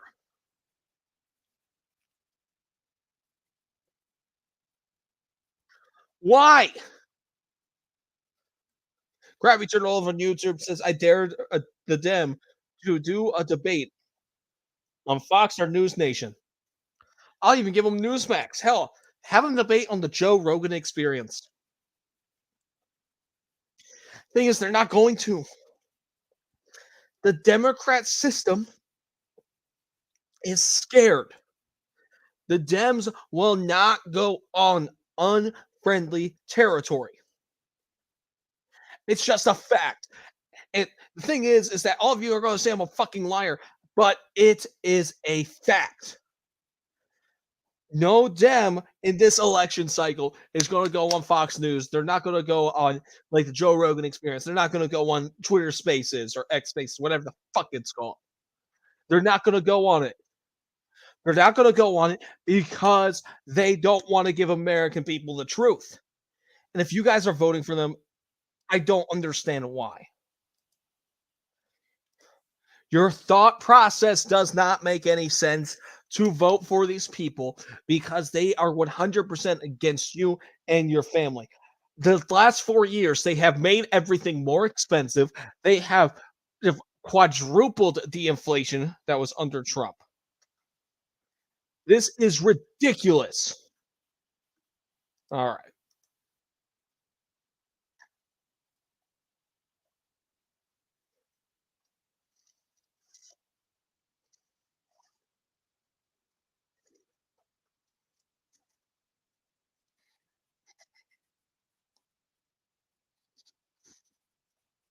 I just realized I'm sharing the wrong one. Sorry, guys. They're talking about gun violence. Vance. You oppose When most gun violence deaths legislation that are Democrats claim would curb gun violence. You oppose red Self- flag gun laws unaliving. and legislation to ban certain semi-automatic rifles, including AR-15s. So let me ask you, earlier this year, for the first time, the parents of a school shooter were convicted of involuntary manslaughter and sentenced to 10 years in prison. Do you think holding parents responsible could curb mass shootings? I'll give you 2 minutes. Yeah, well, Nora, on that particular case, I don't know the full details, but I certainly trust local law enforcement and local authorities to make those decisions. I think in some cases the answer is going to be yes, and in some cases the answer is going to be no. And the details really matter here, of course. For example, if a kid steals a gun, that's going to be different than if a parent hands over a gun knowing that their kid is potentially dangerous. But look, I want to just sort of speak as a father of 3 beautiful little kids, and our oldest is now in 2nd grade. And like a lot of parents, we send our kids to school with such hope and such joy and such pride at their little faces on the first day of school. And we know, unfortunately, that a lot of kids are going to experience this terrible epidemic of gun violence. And of course, our hearts go out to the families that are affected by this terrible stuff. And we do have to do better. And I think that Governor Walz and I actually probably agree that we need to do better on this. The question is just, how do we actually do it? Now, here's something that really bothers me and worries me about this epidemic of violence. The gross majority, close to 90% in some of the statistics I've seen, of the gun violence in this country is committed with illegally obtained firearms. And while we're on that topic, we know that thanks to Kamala Harris's open border, we've seen a massive influx in the number of illegal guns run by the Mexican drug cartel. So that number, the amount of illegal guns in our country is higher today than it was 3.5 years ago. But what do we do about the schools? What do we do to protect our kids? And I think the answer is, and I say this not loving the answer, because I don't want my kids to go to school in a school that feels unsafe or where there are visible signs of security. But I unfortunately think that we have to increase security in our schools. We have to make the doors lock better. We have to make the doors stronger. We've got to make the windows stronger. And of course, we've got to increase school resource officers, because the idea that we can magically wave a wand and take guns out of the hands of bad guys, it just doesn't fit with recent experience. So we've got to make our schools safer. And I think we've got to have some common sense bipartisan solutions for how to do that. Governor, you have 2 minutes. Well, I think all the parents watching tonight, this is your biggest nightmare. Look, I got a 17-year-old, and he witnessed a shooting at a community center playing volleyball. Those things don't leave you. As a member of Congress, I sat in my office surrounded by dozens of the Sandy Hook parents, and they were looking at my 7-year-old picture on the wall. Their 7-year-old were dead, and they were asking us to do something. And look, I'm a hunter. I own firearms. The vice president is. We understand that the Second Amendment is there, but our first responsibility is to our kids to figure this out. In Minnesota, we've enacted enhanced red flag laws, enhanced background checks, and we can start to get data. But here's the problem. If we really want to solve this, we've got folks that won't allow research to be even done on gun violence. And this idea that we should just live with it, here's what I do think, that this is a good start to the conversation. I 100% believe that Senator Vance hates it when these kids, it's abhorrent and it breaks your heart. I agree with that. But that's not far enough when we know there are things that work. I've spent time in Finland. Things and that seen work. some Finnish schools. They don't have this happen. Do you even know though why they have a Finland high doesn't gun have ownership it, rate in the Tim? country. Finland There are is reasonable armed. things that we can do to make a difference. Everyone has to It's have a gun not there. infringing on your Second Amendment. And the idea is. to have some of these weapons out there, it just doesn't make any sense. Kamala Harris, as an attorney general, worked on this issue. She knows that it's there. No one's trying to scare me. Oh, and let's say we're start on taking your this, guns back. Tim. All Ask right. all of you out The there. crime Do you want your schools has gone up hardened to look like a fort? in California Is that ever what since we have to Hamilton. go when we know there's countries around the world that their children aren't Because practicing of the these gun types of drills. legislation. They're being kids. We owe it to them to get a fix. These are things that shouldn't be that difficult. You can still keep your firearms and we can make a difference. We have to. If you're listening tonight, this breaks your heart. Senator. Tim, first of all, I didn't know that your 17-year-old witnessed a shooting. I'm sorry about that, and I hope that he's doing appreciate you okay. saying so. Christ have mercy. It is awful. And I appreciate what Tim said actually about Finland, because I do think it illustrates some of the frankly weird differences between our own country's gun violence problem and Finland. Is okay, first of all, we have way higher rates of mental health abuse or mental health substance abuse. We have way higher rates of depression, way higher rates of anxiety. We unfortunately have a mental health crisis in this country that I really do think that we need to get to the root causes of, because I don't think it's the whole reason why we have such a bad gun violence problem, but I do think it's a big piece of it. Another driver of the gun violence epidemic, especially that affecting our kids, it doesn't earn as many headlines, but is the terrible gun violence problem in a lot of our big cities. And this is why we have to empower law enforcement to arrest the bad guys, put them away, and take gun offenders off the streets. I think there's a whole host of things that we can do here, but I do think at our schools, we've got to talk about more security. Senator, thank you. Governor, you previously opposed an assault weapons ban, but it's only later in your political career. Why does Tim look did like you he's change your sleeping? position. Because he's Why? actually I sat in that office Walter with those Sandy Hook from parents. Jeff I've Dunham. become friends with school shooters. I've seen it. Look, the NRA, I was the NRA guy for a long time. They used to teach gun safety. I'm of an age where My shotgun was in my car so I could pheasant hunt after football practice. That's not where we live today. And Yeah, we need to go back to several that. things I Notice wanna how there mention weren't on any this is shootings there because everyone talking had a about gun. cities and where it's at. The number one, where the most firearm deaths happen in Minnesota are rural suicides. And we have an epidemic of children getting guns and shooting so you themselves. admit it. And so You admit we that it's have, and we unaliving should look yourself. at all of the You admit issues. it. So Making sure what folks is have gun healthcare and all that, control but I going wanna to be very do, careful. Tim? This idea of stigmatizing mental health, just because you have a mental health issue doesn't mean you're violent. And I think what we end up doing is we start looking for a scapegoat. Sometimes it just is the guns. It's just the guns. And there are things that you can do about Tim, it. But I do have think that guns this is here one, and they I think haven't this is a shot healthy anyone. conversation. I think there's a capacity to find solutions on this that work, protect Second Amendment, protect our children. That's our priority. Gentlemen, thank you. Margaret? Thank you, Nora. Let's turn now to the top contributor to inflation, the high cost of housing and rent. There's a shortage of more than 4 million homes in the United States, and that contributes to the high housing prices. Governor Walz, Also the contributes Harris that campaign promises a BlackRock is $25,000 down payment freaking buying assistance most for of them. first-time home buyers and a $10,000 tax credit. They also promise to build 3 million new homes. Where are you And it building will these increase the homes, prices and of the won't home. handing out that kind of money just drive up prices higher? No, it's not handing out. We have, first, let me say this issue of housing, and I think those of you listening on this, the problem we've had is that we've got a lot of folks that see housing as another commodity. It can be bought up, it can be shifted, it can be moved around.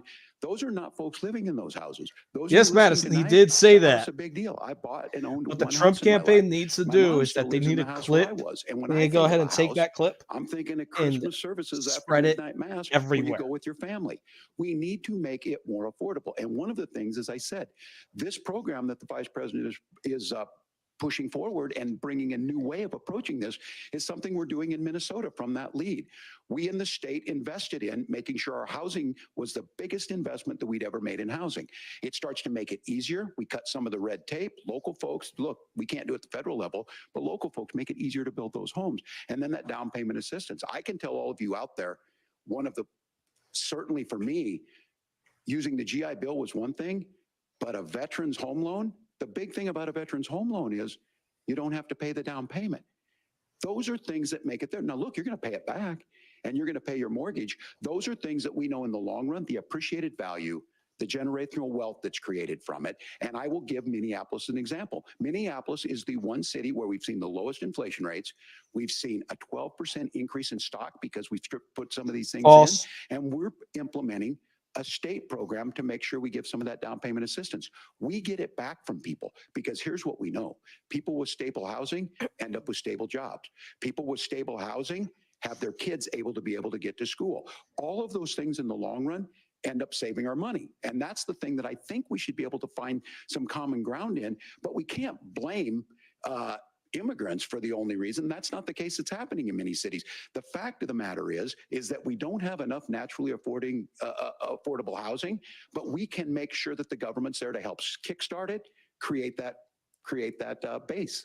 Governor, your time is up. Senator Vance, as far as your campaign's position, the promise is to seize federal lands to build homes, remove regulation, provide tax breaks, and cut back on immigration, which you say pushes up prices.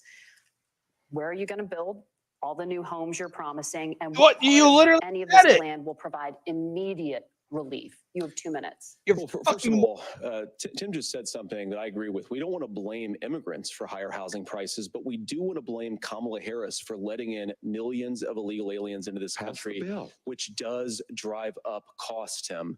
25 million illegal aliens competing with Americans for scarce homes is one of the most significant drivers of home prices in the country. It's why we have massive increases in home prices that have happened right alongside massive increases in illegal alien populations under Kamala Harris's leadership. Now, Tim just mentioned a bunch of ideas.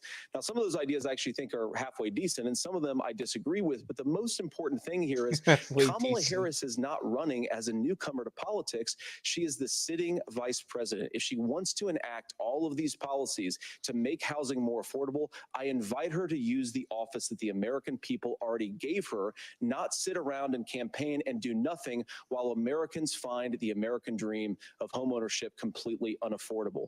Now, you asked, Margaret, what would immediately change the equation for American citizens if you lower energy prices? As Donald Trump says, drill, baby, drill. One of the biggest drivers of housing costs, aside from illegal immigration, is, think about it. If a truck driver is paying 40% more for diesel, then the lumber he's delivering to the Kirby job Turtle site says, to who's build the buying house up all the is homes? also going Well, to it become a lot is, more expensive. as we all If know, we the open illegal up immigrants, American energy, you will get BlackRock and immediate Vanguard. pricing relief for American citizens, not, by the way, just in housing, but in a whole host of other economic goods too. Senator Vance, you still have 23 seconds there. Do you want to answer? Can I have it? Where, yeah. Governor, we will get to you in a moment, but Senator, where are you going to seize the federal lands? Can you clarify? Well, what Donald Trump has said is we have a lot of federal lands that aren't being used for anything. They're not being used for national park. They're not being used, and they could be places where we build a lot of housing. And I do think that we should be opening up building in this country. We have a lot of land that could be used. We have a lot of Americans that need homes. We should be kicking out illegal immigrants who are competing for those homes, and we should be building more homes for the American citizens who deserve to be here. Senator, your time is up. Governor, I do want to let you respond to the allegation that the vice president is letting in. Well, of course, that's not migrants, true. And again, that you it's have the affecting facts. I housing guess we prices. agreed not to fact check. I'll check it. That, look, crossings are down compared to when Donald Trump left office. But it's, again, blaming and not trying to find the solution. I was DI gonna over ask on this Instagram question, says, are we going to drill and build and they houses already in the cut off same minutes federal land? of Vance And I and think when gave people hear federal lands, that these are to really you already. important Stop pieces being of land. greedy. Now, Agreed. Minnesota doesn't have a lot of federal lands. I know in the western part of the countries we do. There's not a lot of federal lands in and around Minneapolis, for example. So the issue is I don't understand the federal lands issue unless we see this, and I worry about this as someone who cares deeply about our national parks and our federal lands. Look, Minnesota, we protect these things. We've got about 20% of the world's fresh water. These lands protect. They're there for a reason. They belong to all of us. But again, this is when you view housing and you view these things as commodities. Like, there's a chance to make money here. Let's take this federal land and let's sell it to people for that. I think there's better ways to do this. We've seen it in Minnesota. We're able to refurbish some of these houses. We're able to make some investments. That gets people in. And I'm still on the fact on this. Economists, Senator Vance, you said you don't like the economists. Which economists are saying that it is immigrants that's adding to the cost? Governor, Where's your the study? time is up. But Senator, on that point, I'd like for you to clarify. There are many contributing factors to high housing costs. What evidence do you have that migrants are part of this problem? Well, there's a Federal Reserve study that we're happy to share after the debate. We'll put it up on social media, actually, that really drills down on the connection between increased levels of migration, especially illegal immigration, and higher housing prices. Now, of course, Margaret, that's not the entire driver of higher housing prices. It's also the regulatory regime of Kamala Harris. Look, we are a country of builders. We're a country of doers. We're a country of explorers. But we increasingly have a federal administration that makes it harder to develop our resources, makes it harder to build things, and wants to throw people in jail for not doing everything exactly as Kamala Harris says they have to do. And what that means is that you have a lot of people who would love to build homes who aren't able to build homes. I actually agree with Tim Walz. We should get out of this idea of housing as a commodity. But the thing that has most turned housing into a commodity is giving it away to millions upon millions of people who have no legal right to be here. What are the federal regulations? I deal with this as a governor. You can very quickly reply. I'm sorry. Why? I get this as a governor. And Why I does don't he get to necessarily disagree reply? with that in some cases, many of those are local. Many of them are state. I don't know which ones are federal, but I think whenever we talk regulations, people think they can get rid of them.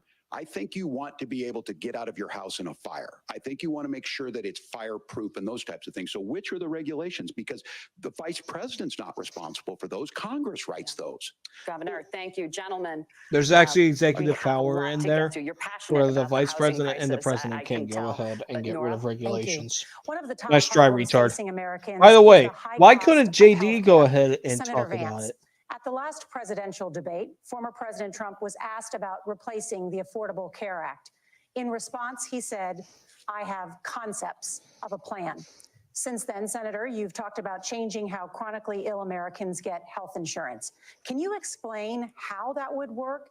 And can you guarantee that Americans with pre-existing conditions won't pay more? I'll give you 2 minutes. Well, of course, we're going to cover Americans with pre-existing conditions. In fact, a lot of my family members have gotten health care.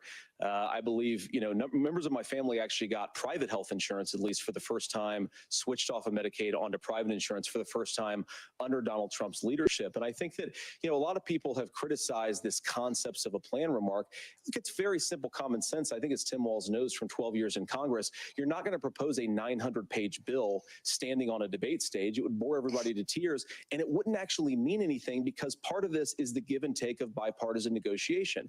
Now, when Donald Trump was actually president, and again, he has a record to be proud of, prescription drugs fell in 2018 for the first time in a very long time. Under Kamala Harris's leadership, prescription drugs are up about 7%. Under Donald Trump's entire 4 years, they were up about 1.5%.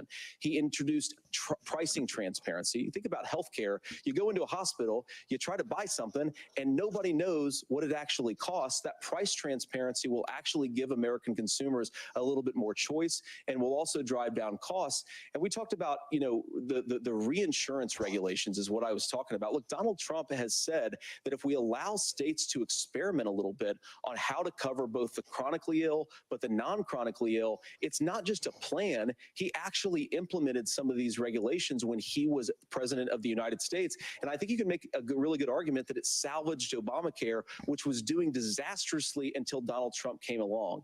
And I think this is an important point about President Trump. Of course, you don't have to agree with everything that President Trump has ever said or ever done.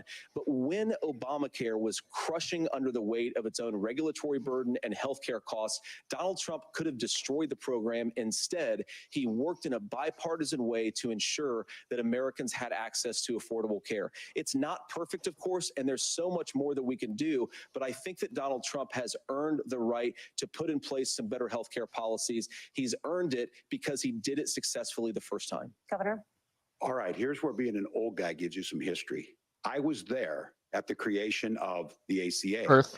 And the reason it was so important is I come from a major healthcare state, home of the Mayo Clinic, home to Medical Alley, 3M, Medtronic, all of those. We understand healthcare. It's why we're ranked first on affordability and accessibility and quality Actually, of you're not. healthcare. And so what I know is under Kamala Harris, more people are covered than they have before. And those of you listening, this is critical to you.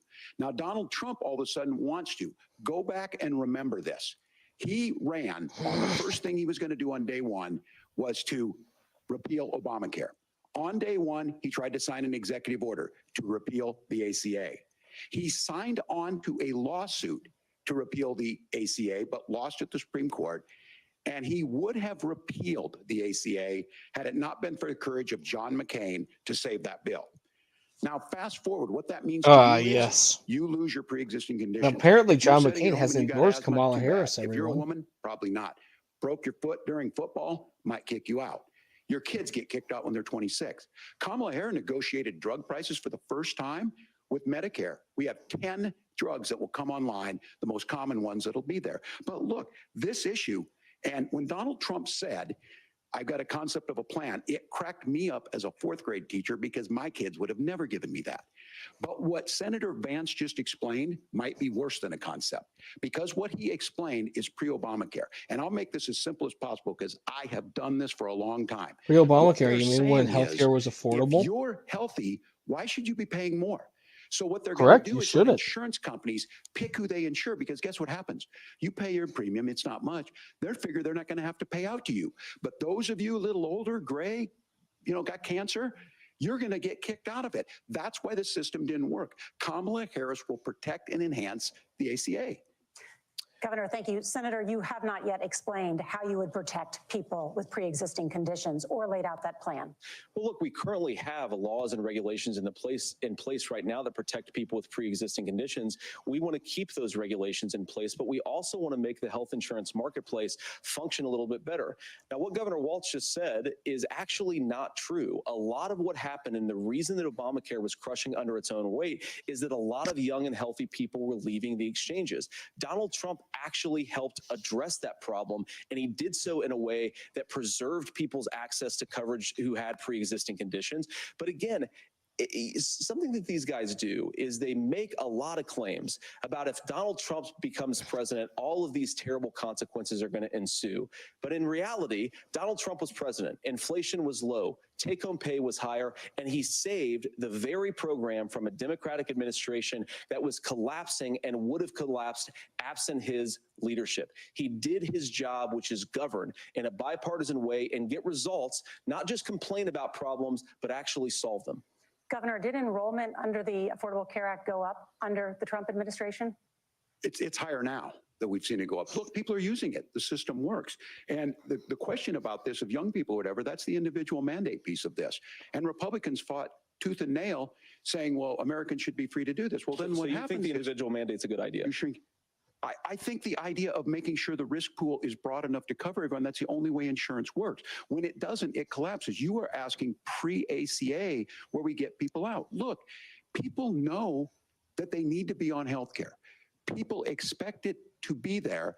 And when we are able to make it, and we are making it this way, when we incentivize people to be in the market, when we help people who might not be able to afford it get there, and we make sure then when you get sick and old, it's there for you. Because I heard people say, well, I don't want to buy into Medicare or whatever. Good luck buying health care once you get past 70. So look, the ACA works. We can continue to do better. Kamala Harris did that. The way she made everything better was negotiating those 10 drugs on Medicare for the first time in American history. Thank you, Margaret. Can I address that? I apologize. We're out of time. We have a number of subjects to discuss. You bitch. Let's talk about Let families him say in it. America. You let him go over. There is a child care crisis in this country, and the United States is one of the very few developed countries in the world without a national paid leave program for new parents. Governor Walz, you said that if Democrats win both the White House and Congress, this is a day one priority for you. How long should employers be required to pay workers while they are home taking care of their newborns? You have 2 minutes. Yeah, well, that's negotiable, and that's what Congress worked. But here's what the deal is.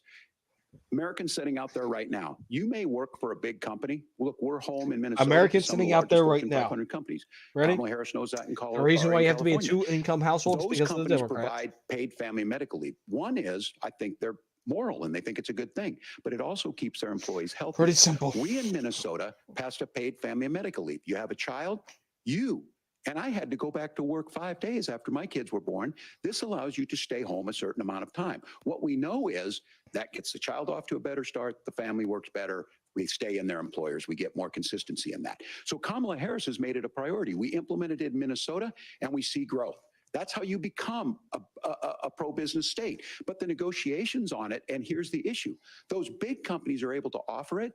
Those of you out there who don't have it, just imagine what happens if you get cancer or your child gets sick. We know what happens. You end up staying home. In some places, that means no paycheck because you've got no protection on that. This is the case of an economy that Donald Trump has set for the wealthiest amongst us. He's willing to give those tax breaks to the wealthiest. He's willing to say, bust those unions up, do whatever. What we're saying is the economy works best when it works for all of us. And so a paid family medical leave program, and I will tell you, go to the families or go to the businesses and ask them. As far as childcare on this, you have to take it at both the supply and the demand side.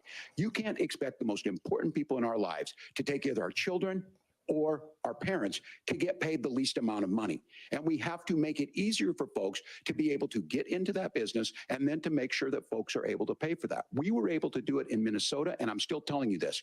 We were listed as the best state. We're still in crisis on this. A federal program of paid family and medical leave and help with this will enhance our workforce, enhance our families, and make it easier to have the children that you want. Yes, Governor, because your time is up. government- Senator, do you support a Absolutely. national paid leave program? And if so, for how long should employers be mandated to pay their employees while they are home taking care of their newborn? You have 2 minutes. Yeah, well, first of all, Margaret, a number of my Republican colleagues and some Democrats, too, have worked on this issue. And I think there is a bipartisan solution here because a lot of us care about this issue. I mean, look, I speak from this very personally because I'm married to a beautiful woman who's an incredible mother to our 3 beautiful kids, but is also a very, very brilliant corporate litigator. And I'm so proud of her.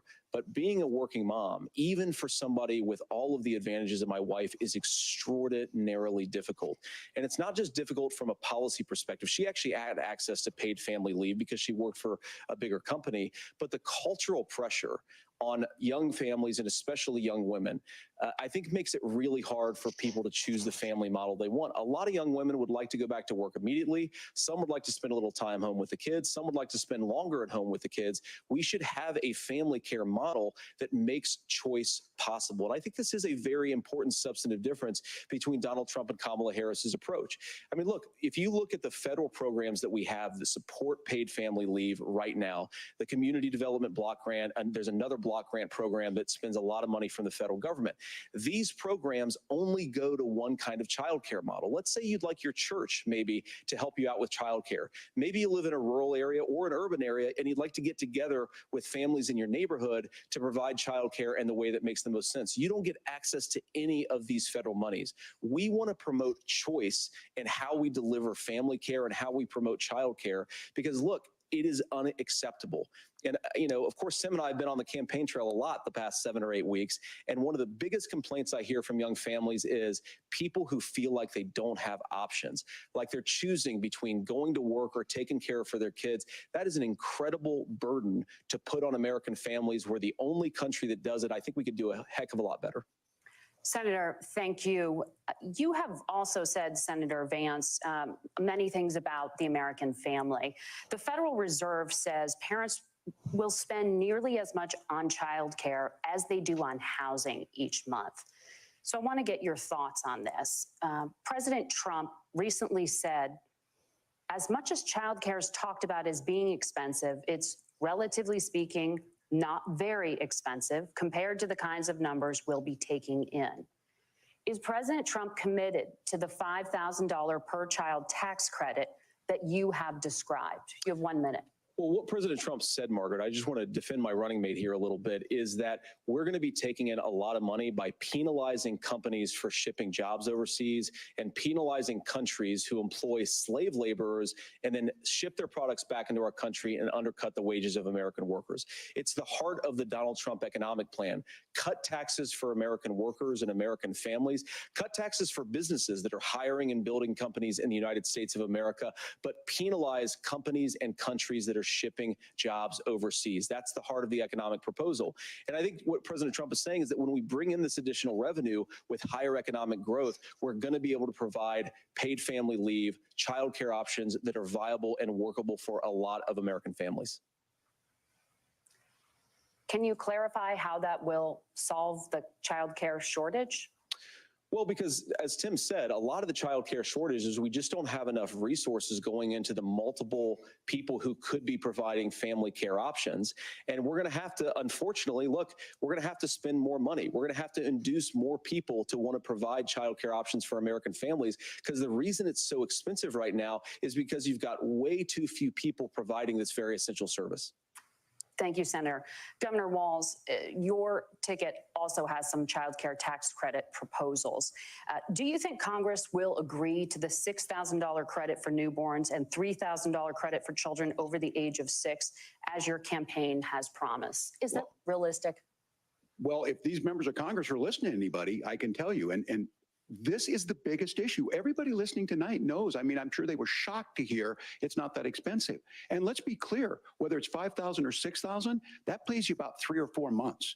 Let's be clear of where we're at on this. It's because we got out of an imbalance on this. We thought we were going to get by not paying people. I don't think Senator Vance and I are that far apart. I'm not opposed to what he's talking about on options. We've done scholarships types of things. I think we need to be open to making the case. But the issue here is, the question you asked is, you're not going to pay for it with these tariffs. That's just adding another $4,000 on the family and taking less. So not only do they not get the money to pay for that, they're $4,000 in the hole. That's Wharton School. That's his alma mater. And so I think the issue here is, if those members of Congress, I can't believe they're not. When I go to businesses, sure, they'll talk about taxes sometime, but they will lead with childcare and they will lead with housing, because we know the problem is, especially in a state like Minnesota, we need more workers because our economy is growing, but we need the workforce. Governor, thank you. We need to move on. Nora? Let's talk about the state of democracy, the top issue for Americans after the economy and inflation. After the 2020 election, President Trump's campaign and others filed 62 lawsuits contesting the results. It's actually Judges, not including those appointed by President uh, Trump and other retards. Republican presidents, looked at the evidence and said there was no widespread fraud. The governors of every state in the nation, Republicans and Democrats, certified the 2020 election results and sent a legal slate of electors to Congress for January 6th. Senator Vance, you have said you would not have certified the last presidential election and would have asked the states to submit alternative electors. That has been called unconstitutional and illegal. Actually, Would you it's not. again seek to challenge this year's election results, even if every governor certifies the results? I'll give you 2 minutes. Well, Nora, first of all, I think that we're focused on the future. We need to figure out how to solve the inflation crisis caused by Kamala Harris's policies, make housing affordable, make groceries affordable, and that's what we're focused on. But I want to answer your question because you did ask it. Look, what President Trump has said is that there were problems in 2020, and my own belief is that we should fight about those issues, debate those issues peacefully in the public square, and that's all I've said, and that's all that Donald Trump has said. Remember, he said that on January the 6th, the protesters ought to protest peacefully. And on January the 20th, what happened? Joe Biden became the president, Donald Trump left the White House, and now, of course, unfortunately, we have all of the negative policies that have come from the Harris-Biden administration. I believe that we actually do have a threat to democracy in this country, but unfortunately, it's not the threat to democracy that Kamala Harris and Tim Walz want to talk about. It is the threat of censorship. It's Americans casting aside lifelong friendships because of disagreements over politics. It's big technology companies silencing their fellow citizens. And it's Kamala Harris saying that rather than debate and persuade her fellow Americans, she'd like to censor people who engage in misinformation. I think that is a much bigger threat to democracy than anything that we've seen in this country in the last 4 years, in the last 40 years.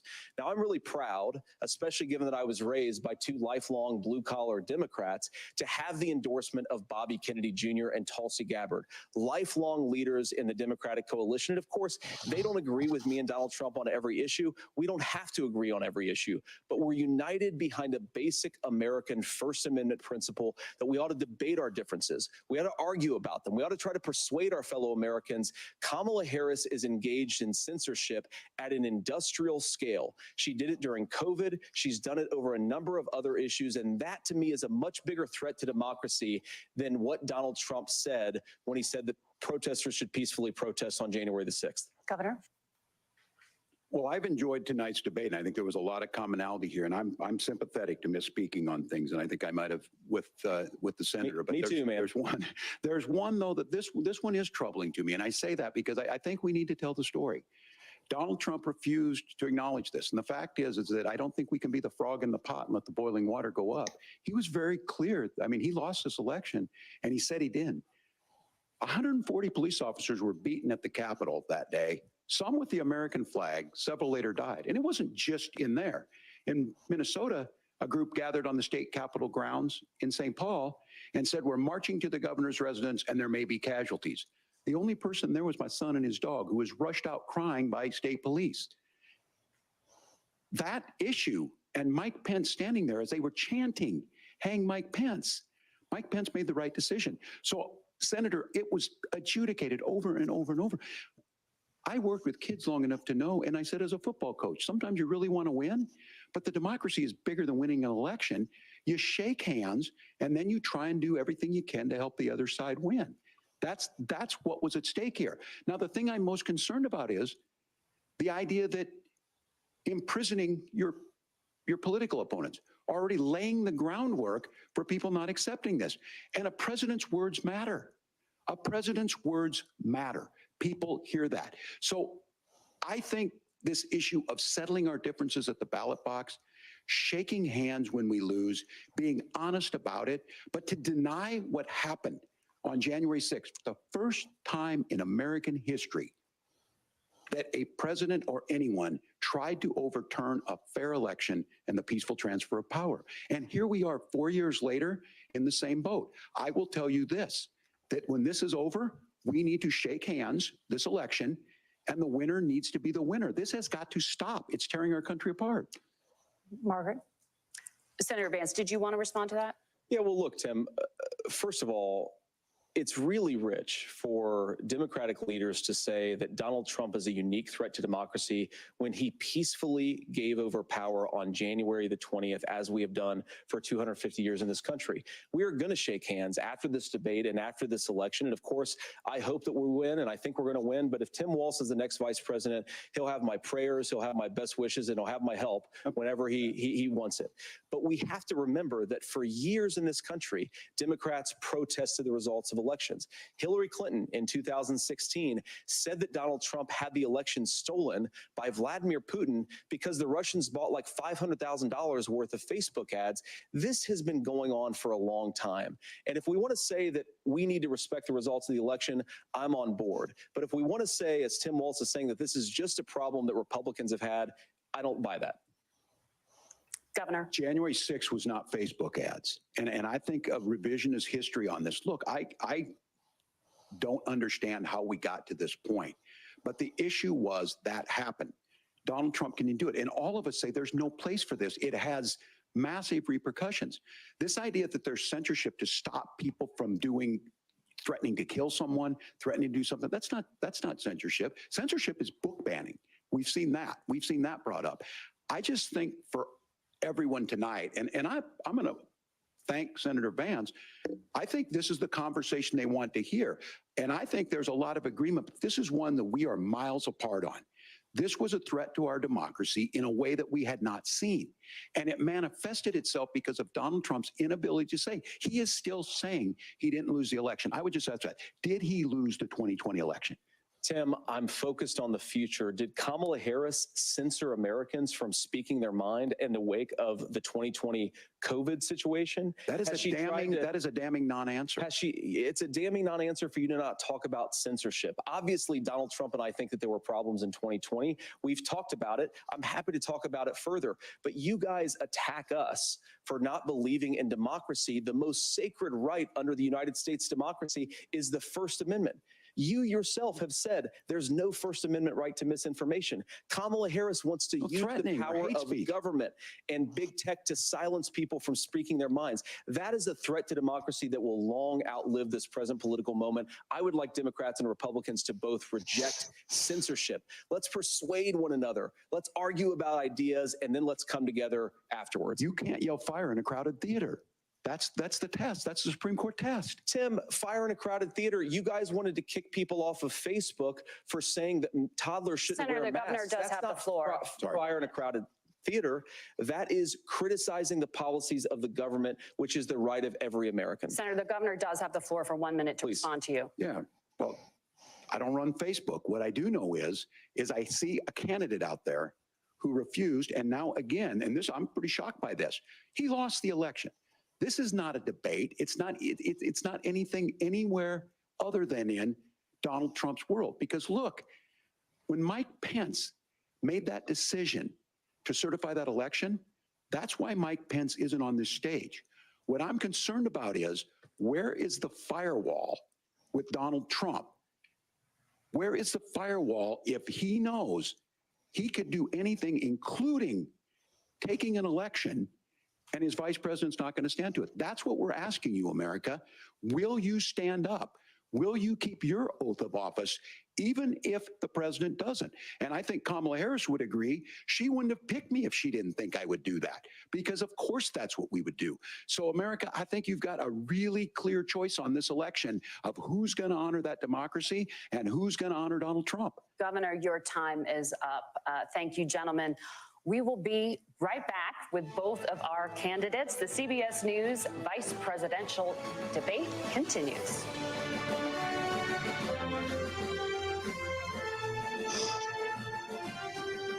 It surprises me that the media is honestly this stupid.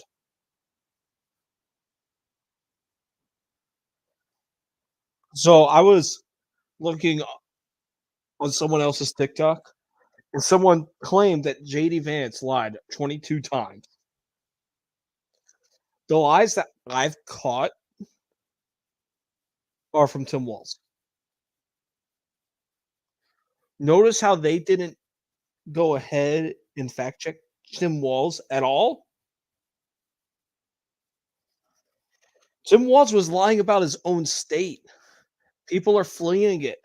Companies are fleeing it.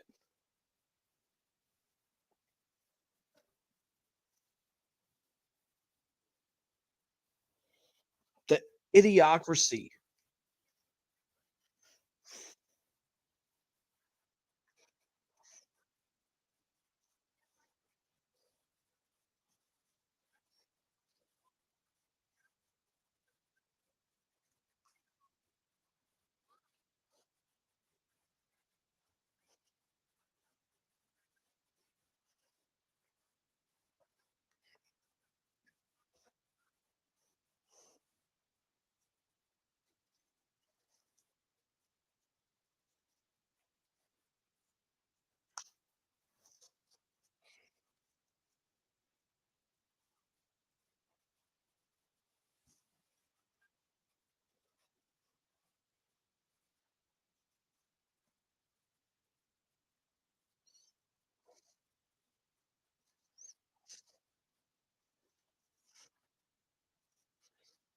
All right, y'all. So we're getting ready to go ahead and end the live right after closing arguments.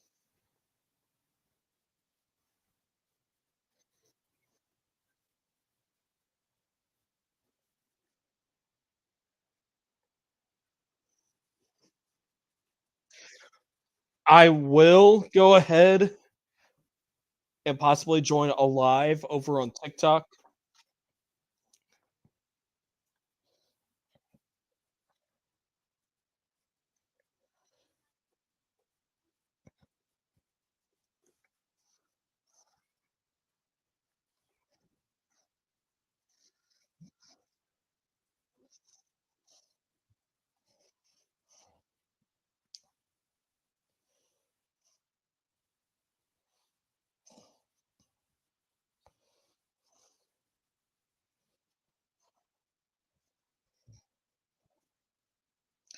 This is fucking ridiculous.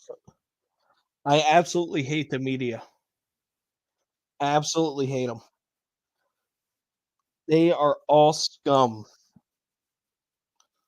It's ridiculous that people actually believe it.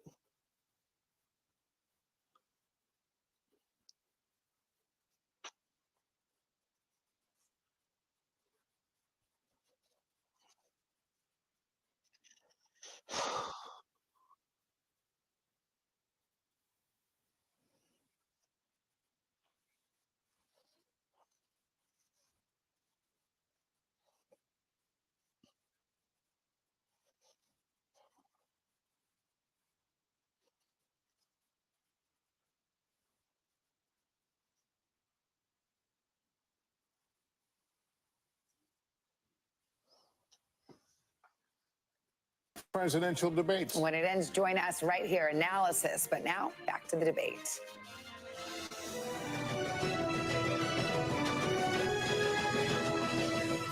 Welcome back to the CBS News Vice Presidential Debate. It is now time for the closing statement. Senator Vance won the virtual coin toss and elected to go last. So, Governor Walz, you are first. You have 2 minutes. Well, thank you, Senator Vance. Thank you to CBS News. And most importantly, thank you to all of you. If you're still up and the folks who miss Dancing with Our Stars, I appreciate it. But look, the support of the democracy matters. It matters that you're here.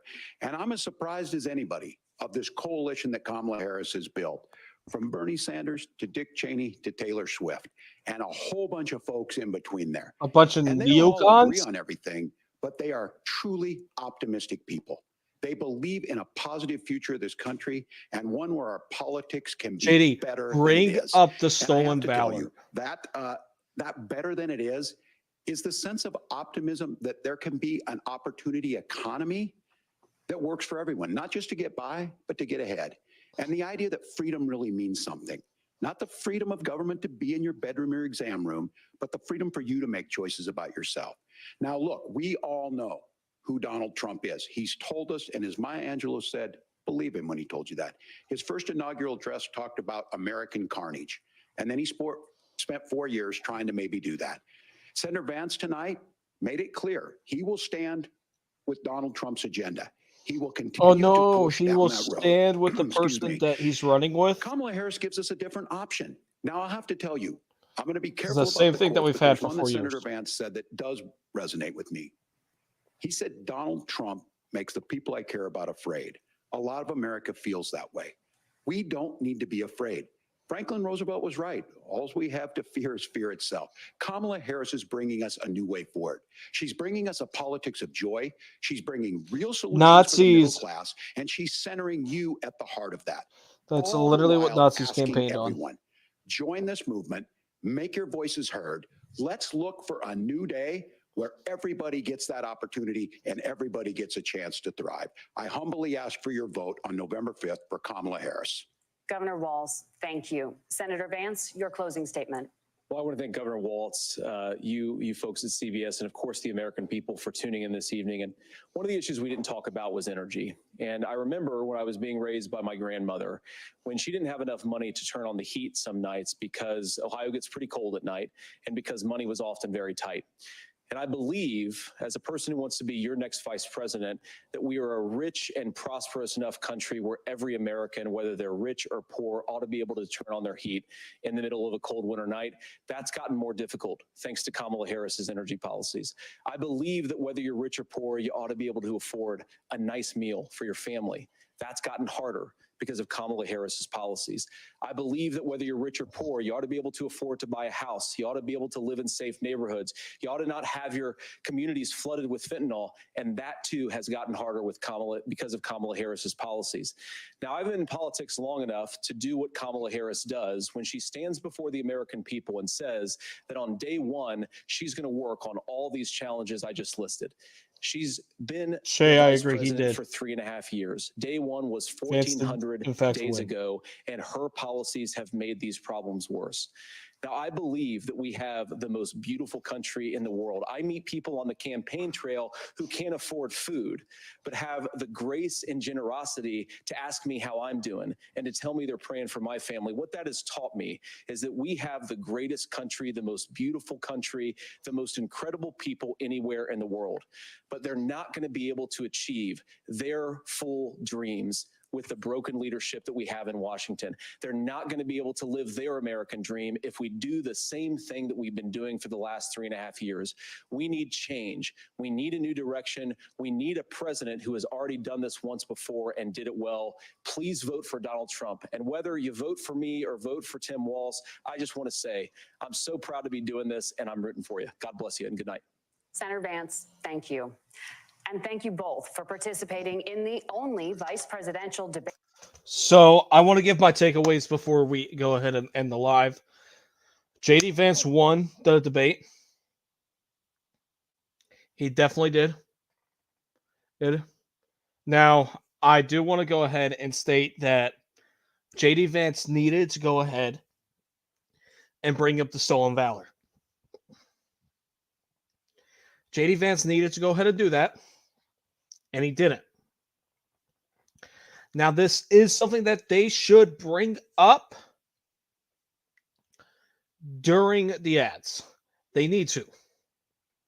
They need to bring up the stolen valor. All right? They have to bring up that Tim Walz has been indicted by Jags. They should have also said that the bill that they wanted would have effectively legalized illegal immigration, which is ridiculous. The border bill that they had was going to legalize illegal immigration up until 4,000 people a day. But people are fucking ridiculous and don't understand that. Now, I will say this. The Communist Business System News Network has gone ahead and they hosted the debate better than Alphabet News. All right. They did do that. They did go ahead and do that. However, they needed to fact check Tim Walz because he said a lot of false information. And they just let him walk.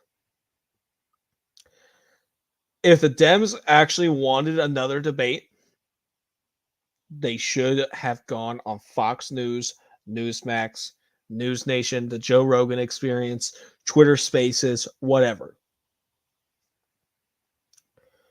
But they don't necessarily want it because they are crooked and corrupt.